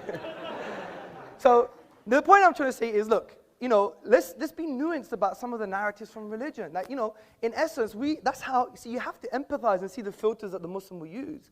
And that's why a Muslim woman who may cover her hair, a Muslim man who may grow a beard, these are not reasons because it's like this kind of ridiculous type of blind slavery. We really understand that the only way to free yourself from the shackles of the ephemeral nature of social pressure, because we're social animals, of the very fact that you didn't choose your birth or your ethnicity or even your own gender, you free yourself from these shackles by what we call ubudiyya, a servanthood to the divine reality. But the question I want to ask is Yes. it sensible? So why is it sensible for a woman to be covered up and not a man? Well, I am covered. No, you're not covered up. You're not covered up. You wanna You're not say- put in a bag like some of the people back there. Well, it's not really a bag. No, it is. Yeah? As far as I'm concerned, it is. Okay, look, that's a different question. I'm not going to get into the moral judgments of certain traditions because at the end of the day, And, we've already. and by the way, they're all only Islamic. I mean, if you want me to offend other religions, I'm happy. No, to I'm do not it. saying that, Okay. Kras, but someone who is rationalizing incest doesn't have no more high ground to point the finger at Muslim women. I mean, and the other point, No, yeah. now you're doing so. No, but let me finish. Let me finish. Let me finish. I explained why. Let me complete the sentence. I'm sure it wouldn't go ad infinitum. Okay. Let me make my point. Well, we could go ad infinitum because it could last an infinite amount of time. Potentially. So, not actually. You agree? Potentially, yeah, but not actually. That was my point, which you misunderstood. So the point I'm trying to say, Professor Kراوس, is this, is that, you know, these pointing the finger at other traditions, where is your ontological basis for an objective moral value like this? Well, you know, in fact... Is it objectively wrong that she's wearing a bag? What? Is it objectively morally wrong? And how is it objectively morally wrong? Wrong? I asked if it's sensible. Okay, is it sensible? Okay, and so my question to you is, it seems to me that given the fact that I happen to view women and men as, you know, we have differences, inherent genetic differences. Of course, yes. But in every other sense, we're equal human beings. And in fact, in many senses, as you know, there are advantages and disadvantages. We don't disagree with that. So I do not see any reason to treat women differently than men. It doesn't make sense to me. That's all I'm saying. Okay, fair enough. Good. Okay. So the point is, when we make moral judgments, I know you use the word sensible, but other times we're making moral judgments. I don't talk, unlike you, I don't talk about morals because I try, in this sense, the question before us was not, is atheism moral or is Islam moral? It's, is it sensible? And when people act... So why have you spent 25 minutes pointing the finger and making moral judgments rather than trying to deal with my argument? I didn't make For example, you thought a moral judgment about your misinterpretation of whether infinity is allowed in physics. I didn't make a moral judgment. I never said that. I made a factual I never said that. I said it makes sense in physics because you need the mathematics to correspond to physical reality. I don't disagree with that. I am saying... So you need the mathematics to correspond to physical reality. Is that what you just said? Yeah, of course you do. According to physical physics. reality can allow for infinity. According to what, I learned a lot from your book, actually. It was quite interesting. You said, even in your book, I think it was page 81, you said that essentially, you know, there's the maths, and I need to improve my physics to ensure it's in line with the math. And interestingly... No, I need to improve my math to ensure it's in line with reality. Okay, good. So what is the evidence of experiment? Yes, good. So if my math doesn't agree with the evidence of experiment, then I change my math. And that's why I think, and I don't want to build a straw man, you made a conclusion in your book. You said, this is why you can't have an infinite anything. No. You said that in your your book. Me where I can't have an infinite anything. Yeah, Did I talk about infinite energy density? Let me talk about whether the universe might be infinite? Let me find it for you. And by the way, if I did, I was wrong.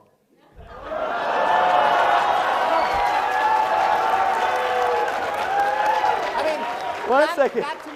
That's honorable. That is honorable. That to me is the worst kind. That's honorable. No, that is honorable. I admit. Offensive about these arguments is you quote people as if what they say matters. But the great thing about science is there are no authorities. I agree. There are no scientific authorities. Everyone can be wrong, and we all are. That is honorable. That is honorable. I have people who claim to be, including Benedict, before he stopped being Pope. Yeah, 1 second. 1 second. Just bear with me. He wanted it here. It's here somewhere. No, I'm enjoying it. Yeah, please. No, this is good. This is good. Okay, so here we go. Infinity is not a pleasant quantity, however, at least as far as physicists are concerned, and we try to avoid it whenever possible. Clearly, the energy of empty space, or anything else for that matter, cannot be physically infinite. The energy of anything. No. You said... I'm sorry. Or anything else for that matter. The energy of anything cannot be physically infinite. Where's that there? The energy of empty space or the energy of anything else. You're reading another book now. I wrote the... Well, Mohammed may not be here to talk about the Quran, but I'm here to talk about my book. And you don't even know your own book. And my book says, I repeat. Yes, do that. I repeat. Maybe I should change it into Arabic so you understand it. But the point is, the energy of empty space or the energy of anything else cannot be infinite. Oh, okay, That's what I said. Okay, good. So really, it's suggestive of my point. No. Sorry. It didn't say space cannot be infinite. Did you get this sign, by the way? It didn't say space. Oh, yeah. It didn't say space cannot be infinite or time cannot be infinite. Good. Because they perfectly well can. Okay, good. But there's another point you made. Wait. The other point is... I mean, you're making a big mistake to try and talk about No, I'm not. You'll be happy to show me what you said if I misquote you. Listen, Professor Kراus, I can only read your words when you say, or anything else for that matter, means or anything else. But I know I shouldn't have... Was that paragraph about energy? Yeah, but... Okay, just ask me Also, there's a context now, but when it comes to religion, there is no context. No, there is. But when it comes to physics, there's a context. No, I talked to you about the fact that different interpretations lead... Fair enough. I agree. I agree. People have interpreted the Quran incorrectly. I agree, Professor Kراus. But listen to this. What you have to understand is this. Do you agree that the universe started at a finite time ago? Do I agree? Yes. The Because you universe made that started point. 13.72 billion years ago. Yes. It's as far back as we can go to about the first millionth of a 10 millionth to of the a minus second. 43 or something. Well, no. Has it changed? Empirically, we know it to about a millionth of a second. Yeah. Okay, excellent. Of course Good. it started finding So time good. ago. Exactly. So that I said was suggestive evidence for my deductive reasoning. Okay? Well, it was suggestive evidence for the Rig Veda, Akhenaten.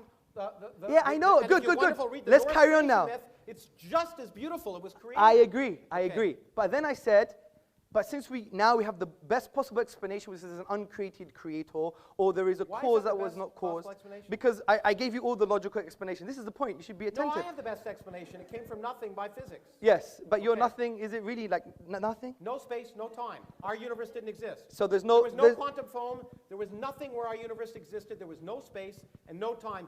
Everything we see, this room that we're in, So when- did not exist. when your friend Vilenkin comments on that. 1 second. So when your friend Alexander Vilenkin, who's a renowned cosmologist, Being a good friend, a yes. good friend. I mean, I read some of his works. It goes way beyond me. I have to admit And in that. fact, you know what? Yeah. You know what? In fact, Alex Vilenkin, as you read in my book, as I did, in fact, he scooped me because he wrote Yes, the he paper did. I read before that. Yeah, did, that was very interesting. talked Yeah. about a creation of space from no space. Yes, I agree. Okay. Recently, he has mentioned that there is a spatio-temporal boundary, right?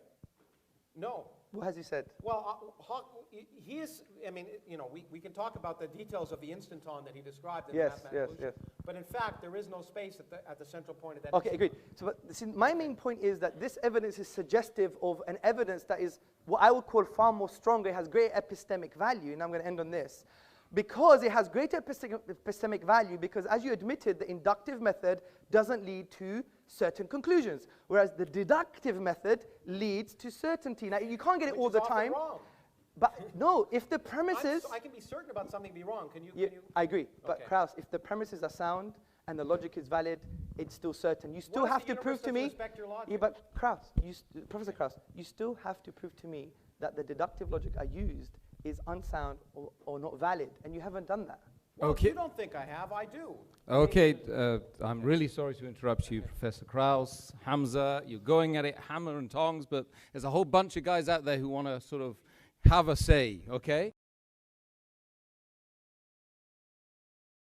Okay, guys, settle down. We're going to get the first question right now. Okay, my first question is to Professor Kراus, and this is just to sort out the whole thing we were talking about. I just opened up your page and it says, nothing is something. There you go. That's the title of a chapter. That's the title of a chapter, nothing is something, right? And you know what I meant? No, by and that? I'm going to ask my second question now. Okay. Your whole book is based on mathematics, and mathematics, as you know, is based on deduction. No, it's based on evidence. Okay, and you Observational use evidence. mathematics throughout your book, and you say deductive. Show me the equations in my book. Show me the equations. Are there equations? Yes, they are.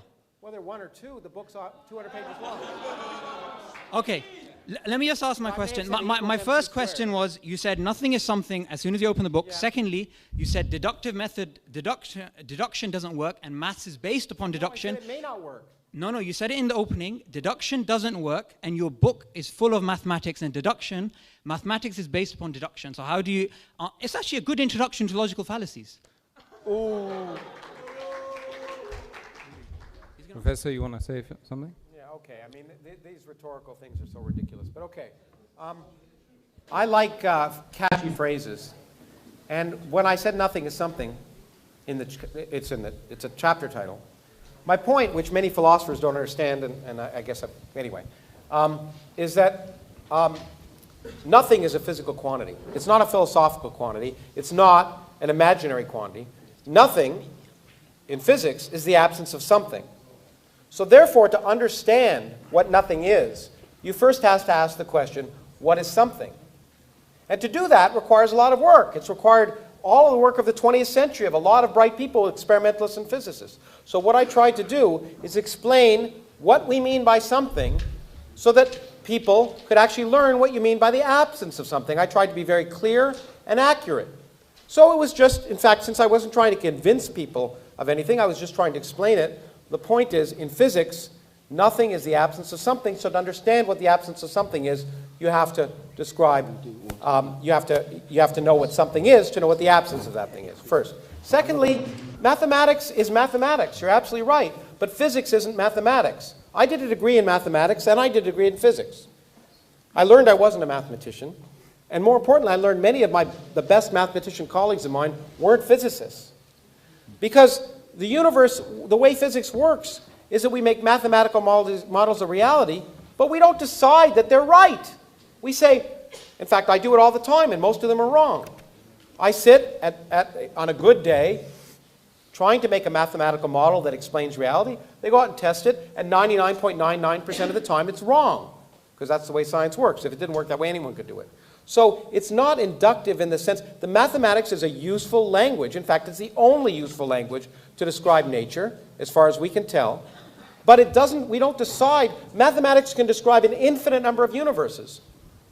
You can write mathematical descriptions of an infinite number of universes. Most of them are in our universe. The way we determine if they're our universe is we go out and do experiment. Science is experimental. Without experiment, pure thought leads nowhere. If you locked a particle physicist in a room and asked her to come up with a theory of reality without any experimental observation, she'd come up with the wrong answer. Okay, you didn't actually answer the question there. Yeah? Just to reiterate, because you didn't actually answer it, yeah? You said deduction doesn't work. No, I didn't. No. Yes, you said it in the opening. I said your it book. doesn't have to Okay, work. let me just repeat the It's question not- because you didn't understand the first time, right?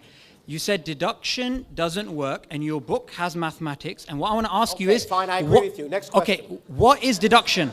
That's my question. What is deduction? Do you even know what deduction is? Because I studied mathematics at university. You know I don't even what? think you I know don't what it really- means. you know What is what? deduction? You know what? Yeah. What is deduction? Let me just say, let me just say this, okay? You can make definitions of things. I can try and figure out how the universe works. I'll make progress, and you'll sit here. Okay, thanks very much. Next question, please.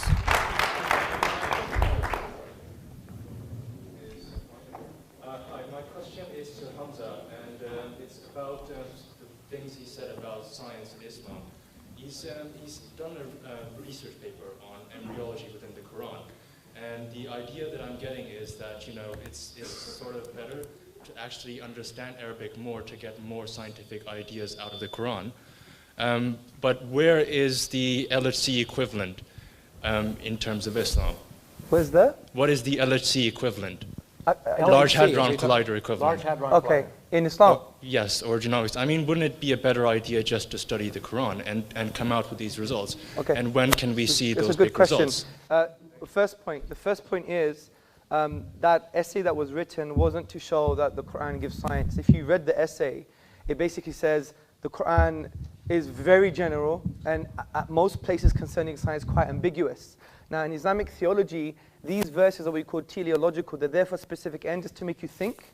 Like frankly, only someone really silly is going to think that you're going to find quantum physics and embryology in a holy book. That's not the divine. That's not the will of the Creator. And St. Augustine said for the Bible, too. The Bible isn't scientific. Yeah, but it's not a scientific book. Yeah, anyone like says it's Al-Shatibi, he was a theologian, and he said, look, this book, the Quran, is there to make you think about the most important questions about life, man, life, and the universe. Who am I? Whose am I? Why am I? For whom am I? These existential questions. And I yes, agree with that, by the way. I think it probably is that. thank you, sir. Okay. So the point I'm trying to make here from the embryology perspective is to show not that the Quran is scientific per se, but that its language is not representative of a 7th century science. That was my main point. So it's got nothing to do with the fact... Wouldn't there be more? Sorry? Wouldn't there be more science in there? No, but why should there be? My main... No, but Well, in some cases there is, but not in terms of here are the details. It's more like, the unique thing about the Quranic discourse, for example, when it talks about natural phenomena, it will present a word, for example, and that word will have a scope of meaning. And you could check this meaning out for yourself. And interestingly, it's aligned with past errors and future accuracies as well, which is very interesting. So, yeah, but I would argue that in some cases that you do see future accuracies. However, I don't believe. Let me make my point. My argument for the Quran is not a scientific one because I believe science, as Professor Karaus admitted and really didn't answer somehow, was that the inductive method doesn't give you certainties. So we believe the Quran we can prove deductively, and it tells us to do the science to see how things work. We may be wrong, we may be right. So it would be only erroneous to say that something that is deductive can be proven via something that's speculative or inconclusive. And this is why I empathize with you. The current trend in our modern, what we call da'wah, propagation of Islam, is heavily reliant on science. But we have to understand what science is. That's why I wrote the essay on have we misunderstood evolution. I don't deny the science of evolution. I just go to modern academics on the philosophy of science. And there are issues, like the problem of hard or weak empiricism, the problem of induction, falsification, and so forth. So from that perspective, I think you've misunderstood the point of the paper. But I hope I elaborated. To suggest that evolution was not as well and tested a scientific idea as gravity or quantum mechanics. We make new drugs based on it. In fact, the evidence of evolution makes evolution a fact. Okay. I even addressed that. Yeah, and I tried to read it, and it seemed to me that you were suggesting it wasn't. But anyway, I may have misunderstood it. So I'm willing to agree that I may have misunderstood it. But that's the lesson I was getting out of it. Okay, good. Maybe we could have a coffee afterwards. Okay, we're going to go to the Jazakallah khair. We go to the next question, please. Thank you for the very emotive debate. My question is to Professor Lawrence Krauss. Why did I guess that? Okay. No, go on. Anyway. Firstly, let's not conflate science with atheism. What? Firstly, let's not conflate science with atheism, as we would all agree that science doesn't logically entail atheism. It is methodologically neutral. Therefore, my question is this. Science being a empirical method based on observation and experimentation can never answer metaphysical questions such as the existence of God.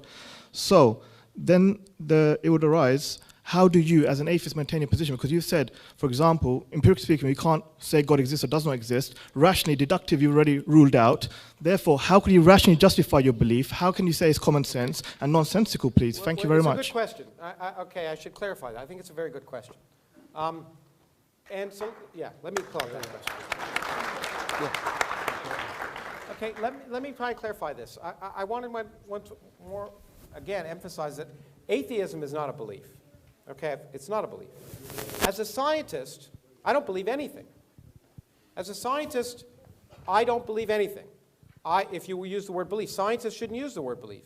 There are things that are more likely and less likely. In fact, in the spirit of Hamza, science can say nothing with absolute certainty. It can say something is very, very likely or something is very, very unlikely based on the evidence of experience and testing. I can't see you, but I know you're there.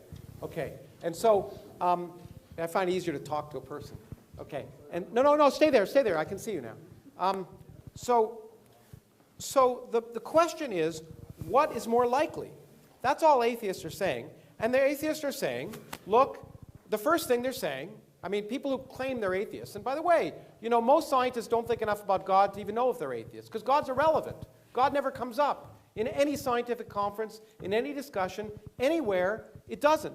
Because, in fact, we're just trying to figure out how the universe works. You're absolutely right also to the fact that I want to stress one more time, that science, and I may slightly differ with my friend Richard Dawkins about this, I don't think a lot, science does not require atheism. And the proof of that is empirical. Since I believe empirical proof, I have several colleagues of mine who are very good scientists who aren't atheists. Therefore, since they're very good scientists and they're also not atheists, science doesn't require atheism. Now, people can hold contradictory ideas at the same time. That's one of the reasons. But science can never disprove purpose in the universe.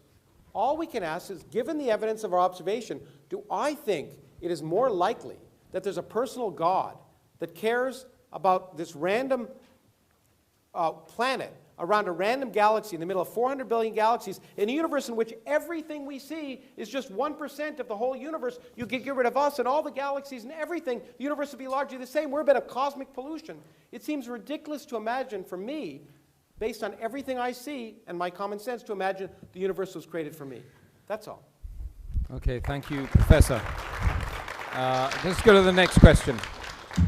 Hello, Mr. Krauss, and assalamu alaikum, Mr. Tezortziis, for a very good talk. I just have a question for Hamza. So you started off talking about infinity, and I mean, a lot of these arguments were sort of William Lane Craig type arguments, who, by the way, Fox News loves. Now, my question is, we've got a guy here who's written 300 books in astronomy, cosmology, whatever, and I mean, there is a lot of talk about Islam, about the Quran having scientific evidence behind it, cosmologically as well. Why didn't we ask him these questions? Why didn't we say, well, I don't know, you said that, you don't know, so why not ask him, he's there?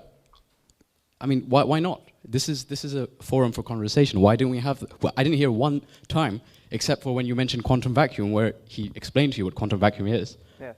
Like, other than that, I didn't hear anything. So I'm really interested as to why that conversation didn't happen in here. Because my argument wasn't a scientific one.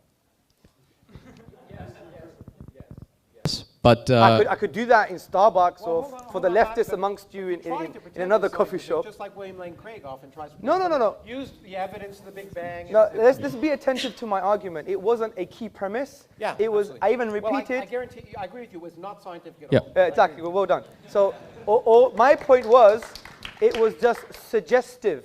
You're right, it was If you suggestive. remove that argument, you still have my deductive argument that hasn't been addressed. no, I know. What I'm saying is, then why did you use the linguistic argument? Why not this, like the? Because there's so many arguments. I don't hold the view. I don't hold the view that the scientific argument per se is strong enough to become a deductive Right. So it has to be argument. linguistic. So let's make No, this there's clear, many because others. There's this is historical, there's numerical. this is I could give them I to you got now. it. Historical is also based on evidence. Let me make this clear, because it could be a real difference, and it should just represent our fundamental differences. Yeah, of course. You don't believe that your beliefs should conform to the evidence of reality. No, of course not. Okay. I don't. Good. That. Okay, No, but good. you're. Well, that's fine. But That's a Kraus, fundamental difference. you just even agreed that science itself, which we love and we think is a mercy from the divine reality to use, that has correlated verses indicating we must use reality and be empirical. You've assumed that empiricism itself would lead to an understanding of reality, absolutely. But you agreed that's I not never the said any case. absolutes. I've always said plausible, likely, unlikely. That's the way But science that's works. And the whole question here is, what's more sensible? And the point is, once again, I said empirically, 1,000 religions, you're all atheists for 999 of them. I'm just an atheist for one more. Yeah, but this is precisely my point. Yeah. Why would I therefore use an empirical inductive method to form beliefs that I believe are certain? That would be obnoxious of me. So what I do is, if I believe something is so certain as the existence of the divine and the miraculous nature of the Quran, I'm not going to use an inductive method which is speculative and probabilistic, which you would even agree ranges from 0 to 99%.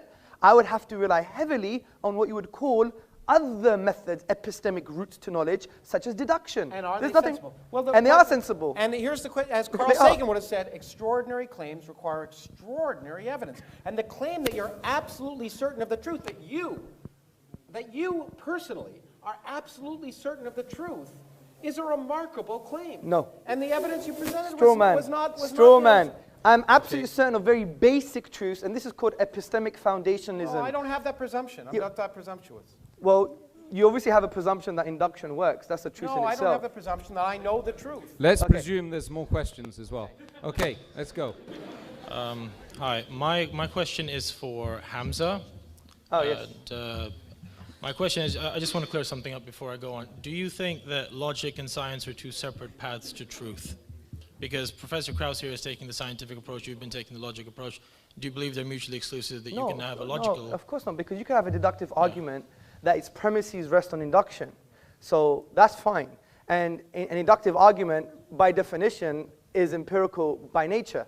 But the point I'm trying to say is, there is a difference between induction and deduction. That is a clear distinction. Well, sure, that's Yeah, exactly. So the point is, if we do have a valid and sound deductive argument, then for God's sake, let's address it.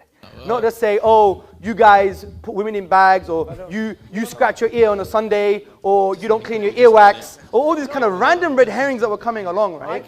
No, So the point I is, tried to ask empirically what's, to me, and maybe this is a I just different word, quickly maybe we should have defined the word sensible. Please, Yes. sorry. Because sensible, Could to I me, is interrupt? something that's Yeah, consistent sorry, with the that reality. wasn't the question. My Sorry. question was that if you think logic is, you said you didn't think it was independent, but do you think that your premises, because that's what your arguments rest on, are informed by empirical evidence? some of them are supported, but the majority of them are deductive themselves. Okay, next question. And that's what makes deductive very strong. If you have premises that are deductive, and the conclusion is sound and valid, therefore it's a deductive argument. So that makes it a very strong argument. And that's why I said it would be irrational to take induction over deduction if you have a deductive How do argument. you know that they're valid if you don't test them? Because you know them conceptually and metaphysically and philosophically. Just like that woman knew to drown her 4 kids. Yeah, but, okay. No. Okay, No. Let me address this question. Sorry. The interesting thing is, your very statement is a metaphysical statement. It could be translated metaphysically. For example, induction is the only method to use to try and establish or know reality. That statement itself is self-defeating. It can't even be proven by empiricism. It's an inductive statement. So the point is, I give an example. It's like you have almost, it's like you have this almost crude. I don't claim to know what's valid just by knowing it. No, but you have to in that very statement in itself, because it's almost like you're presenting this crude scientism or logical positivism. Oh, come on, stop using words. Talk Okay, to me in English. okay. Oh, but when you use words, it's great. When I use words, I can't do that. I don't think I've used very much jargon at all. If I did, I apologize. Okay, scientism is, let me define it for you. It is the assertion that science is the only way to form conclusions about reality, okay? That statement itself is, one, self-defeating, because science can't prove that statement. Secondly, science itself, that statement itself is flawed because science can't prove mathematical truths. Also, it can't prove ontological truths. It can't prove moral truths, historical truths. If you study epistemology, sorry, excuse me, sir. How do you know it can't prove historical truths? Let me make a point, sir. How do you know it can't prove moral truths? So you're making these Okay, let me make my point. How do we know Aristotle existed? There's lots of evidence. Okay, let me give you a piece of evidence that I know. We know him through Plato, okay? It's highly likely that he existed, which is what science would say. Yeah, but let me make my point. Even anyone studying epistemology, which is the study of knowledge and belief, you would know that the majority of your opinions in this room as well is based on non-empirical evidence. It's based on. Let me finish. I understand that could be wrong. Yeah, but Aristotle may not have existed. Yeah, but you're missing a point. I'm trying to show you there's other routes to knowledge, sir, which is such as testimony, for example, authentic and valid testimony. Oh my goodness! You really believe in testimony as proof of do you really believe that? But Professor Kraus, do you really believe that because I say... Let's not dig a hole for ourselves. Someone did something, it happened? Go to the Berkeley website on the scientific method. It says one of the majority aspects... I don't go to websites, I just do science. Yeah, okay, well, that's very great. Well, do this science then. Listen to this science. The Berkeley website says the key part of the scientific method is also the workings of other scientists. That you test and you don't trust, and you repeat their experiments because you don't trust. Yes, I agree. That's wait. Works. But there's a lot of science. You don't trust other people's results. Excuse me, sir. There's a lot of science that requires testimony. Yeah. What? Lots of science. What? Okay, I'll give you an example. Have you done every single experiment concerning evolution? No. So you believe it's true? Thank you very much. I don't know. What else do you want to say? Do you want me to answer? You want me to answer? You want me to answer your question? Of course I do. Of course I do. You gave an answer before I even answered it. Come on. Okay. You're accusing me of things I did to you. Yeah, no, I'm learning from the best. I told you, I don't believe in anything. I think, based on the evidence of my experience, and everything I see in the world around me, that evolution is highly likely. Okay. And that's what I would call a fact.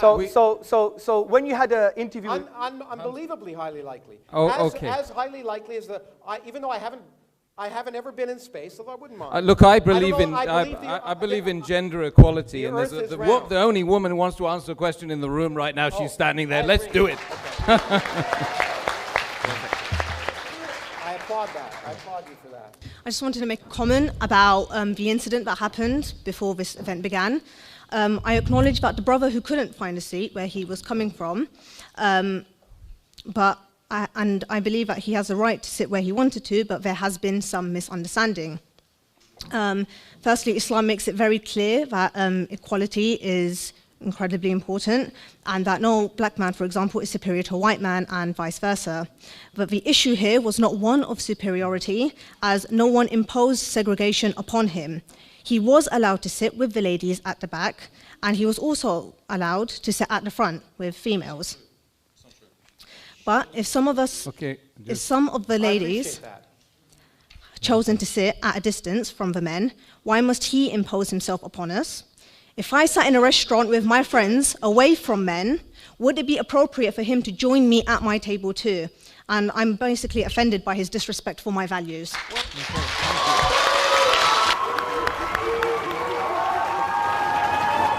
Okay. Let me respond, although I'm not the organizers. Let me respond. Look, the point is, as I said, I don't think people should be uncomfortable, okay? And they should move if they're uncomfortable. However, You chose to come to an event that wasn't segregated. If you felt uncomfortable by that, I think you have the right not to be here and watch it on video. But you chose to do that. And therefore, and I realize that you may be uncomfortable with sitting with men, and I respect that. You shouldn't be forced to do that. But if you choose to go to a hockey game or a what do they call it here, football game, which is really soccer, then you subject yourself to the social conventions of the time. So I respect your desires, and I don't want you to be forced to do that. And in fact, you should have moved away if it was offensive. But the point is that this was a non-segregated event, and you knew that coming in, and you therefore were subject to the possibility that you might be near someone, and that was your choice. Thank you very much.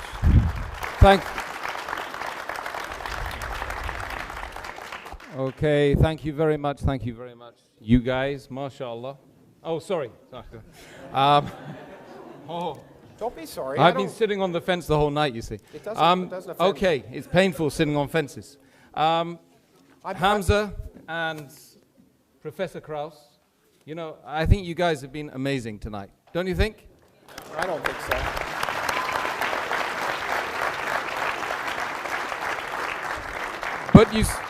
But you still got to convince the audience up there, so you've got 2 minutes each.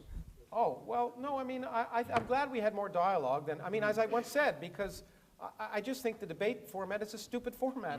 Forgive me. It just doesn't lead to the kind of interaction.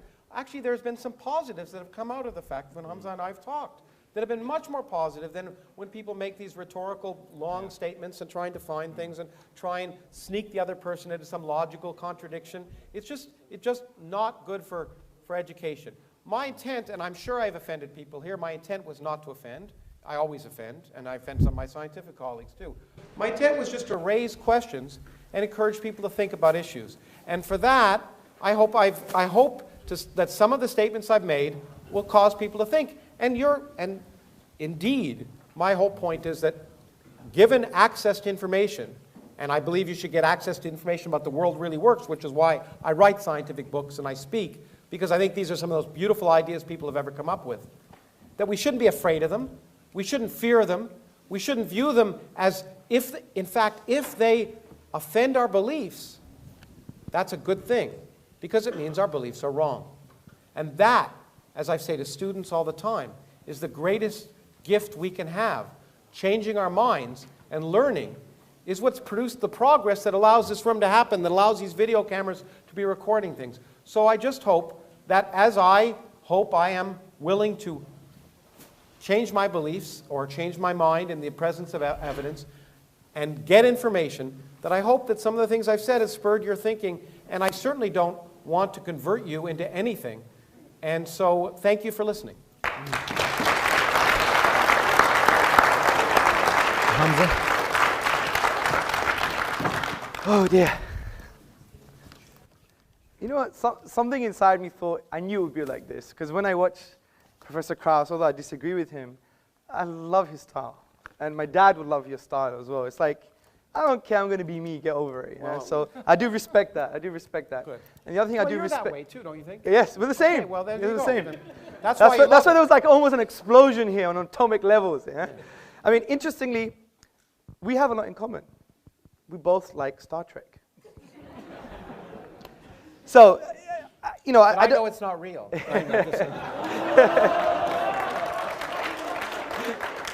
I couldn't. You gave me the line. Yeah, I give him that one. Okay, good. Right. So, first and foremost, I think there wasn't much discussion on the definition of a miracle that I presented. I think maybe we should have more useful discussion on maybe the coherent definition that we presented.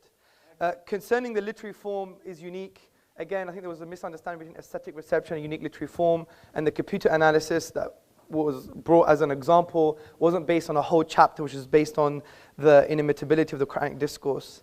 Also, I think we brought forth a deductive argument to show that the finitude of the universe, and therefore it couldn't have come via nothing once it was in a state of non-existence, and then it was brought into being. It couldn't self-create. It couldn't be created by something else that was created because of the absurdity of the infinite regress. Therefore, it makes sense that it was created by something uncreated or caused by something that's uncaused. And it's in line with our definition of causality, which is something that produces effect, which allows asymmetric causality. Also, when we talked about the infinite, we talked about the quantitative infinite, not the qualitative infinite. And I think the examples the professor gave were based on axioms and conventions in the mathematical realm of discourse rather than in reality. So that's all I have to say. I don't think the key premises of my argument were addressed. And I think it shows the veracity of Islam from that perspective, because if it was so wrong and so rubbish and so nonsensical, we would have had a strong counter-argument from that perspective. But this is going to be unaddressed until the Day of Judgment, I believe. But I think what we all have to learn is that, you know what? We can sit on a table. We can speak together. We may be angry and rhetorical. And by the way, I so apologize if I offended anyone, especially Professor Kraus. I did say things that I shouldn't have said for a highly respected, for a highly respected academic like himself. So we have to humble ourselves for his achievements. And some of the words I used were not appropriate, even though they may have sounded nice rhetorically, but that's a different issue. The point is, you know, at the end of the day, let's be human. Let's connect with one another without presuppositions. And that's very hard to do. But the only way to do that is just really divorcing our drama and our presuppositions when we try to engage with someone. And that's what we teach in our courses all the time. Engage with a human being, not just with his beliefs or your perception of who he is. We didn't quite get there today, but you know what? It's the beginning. God bless you all.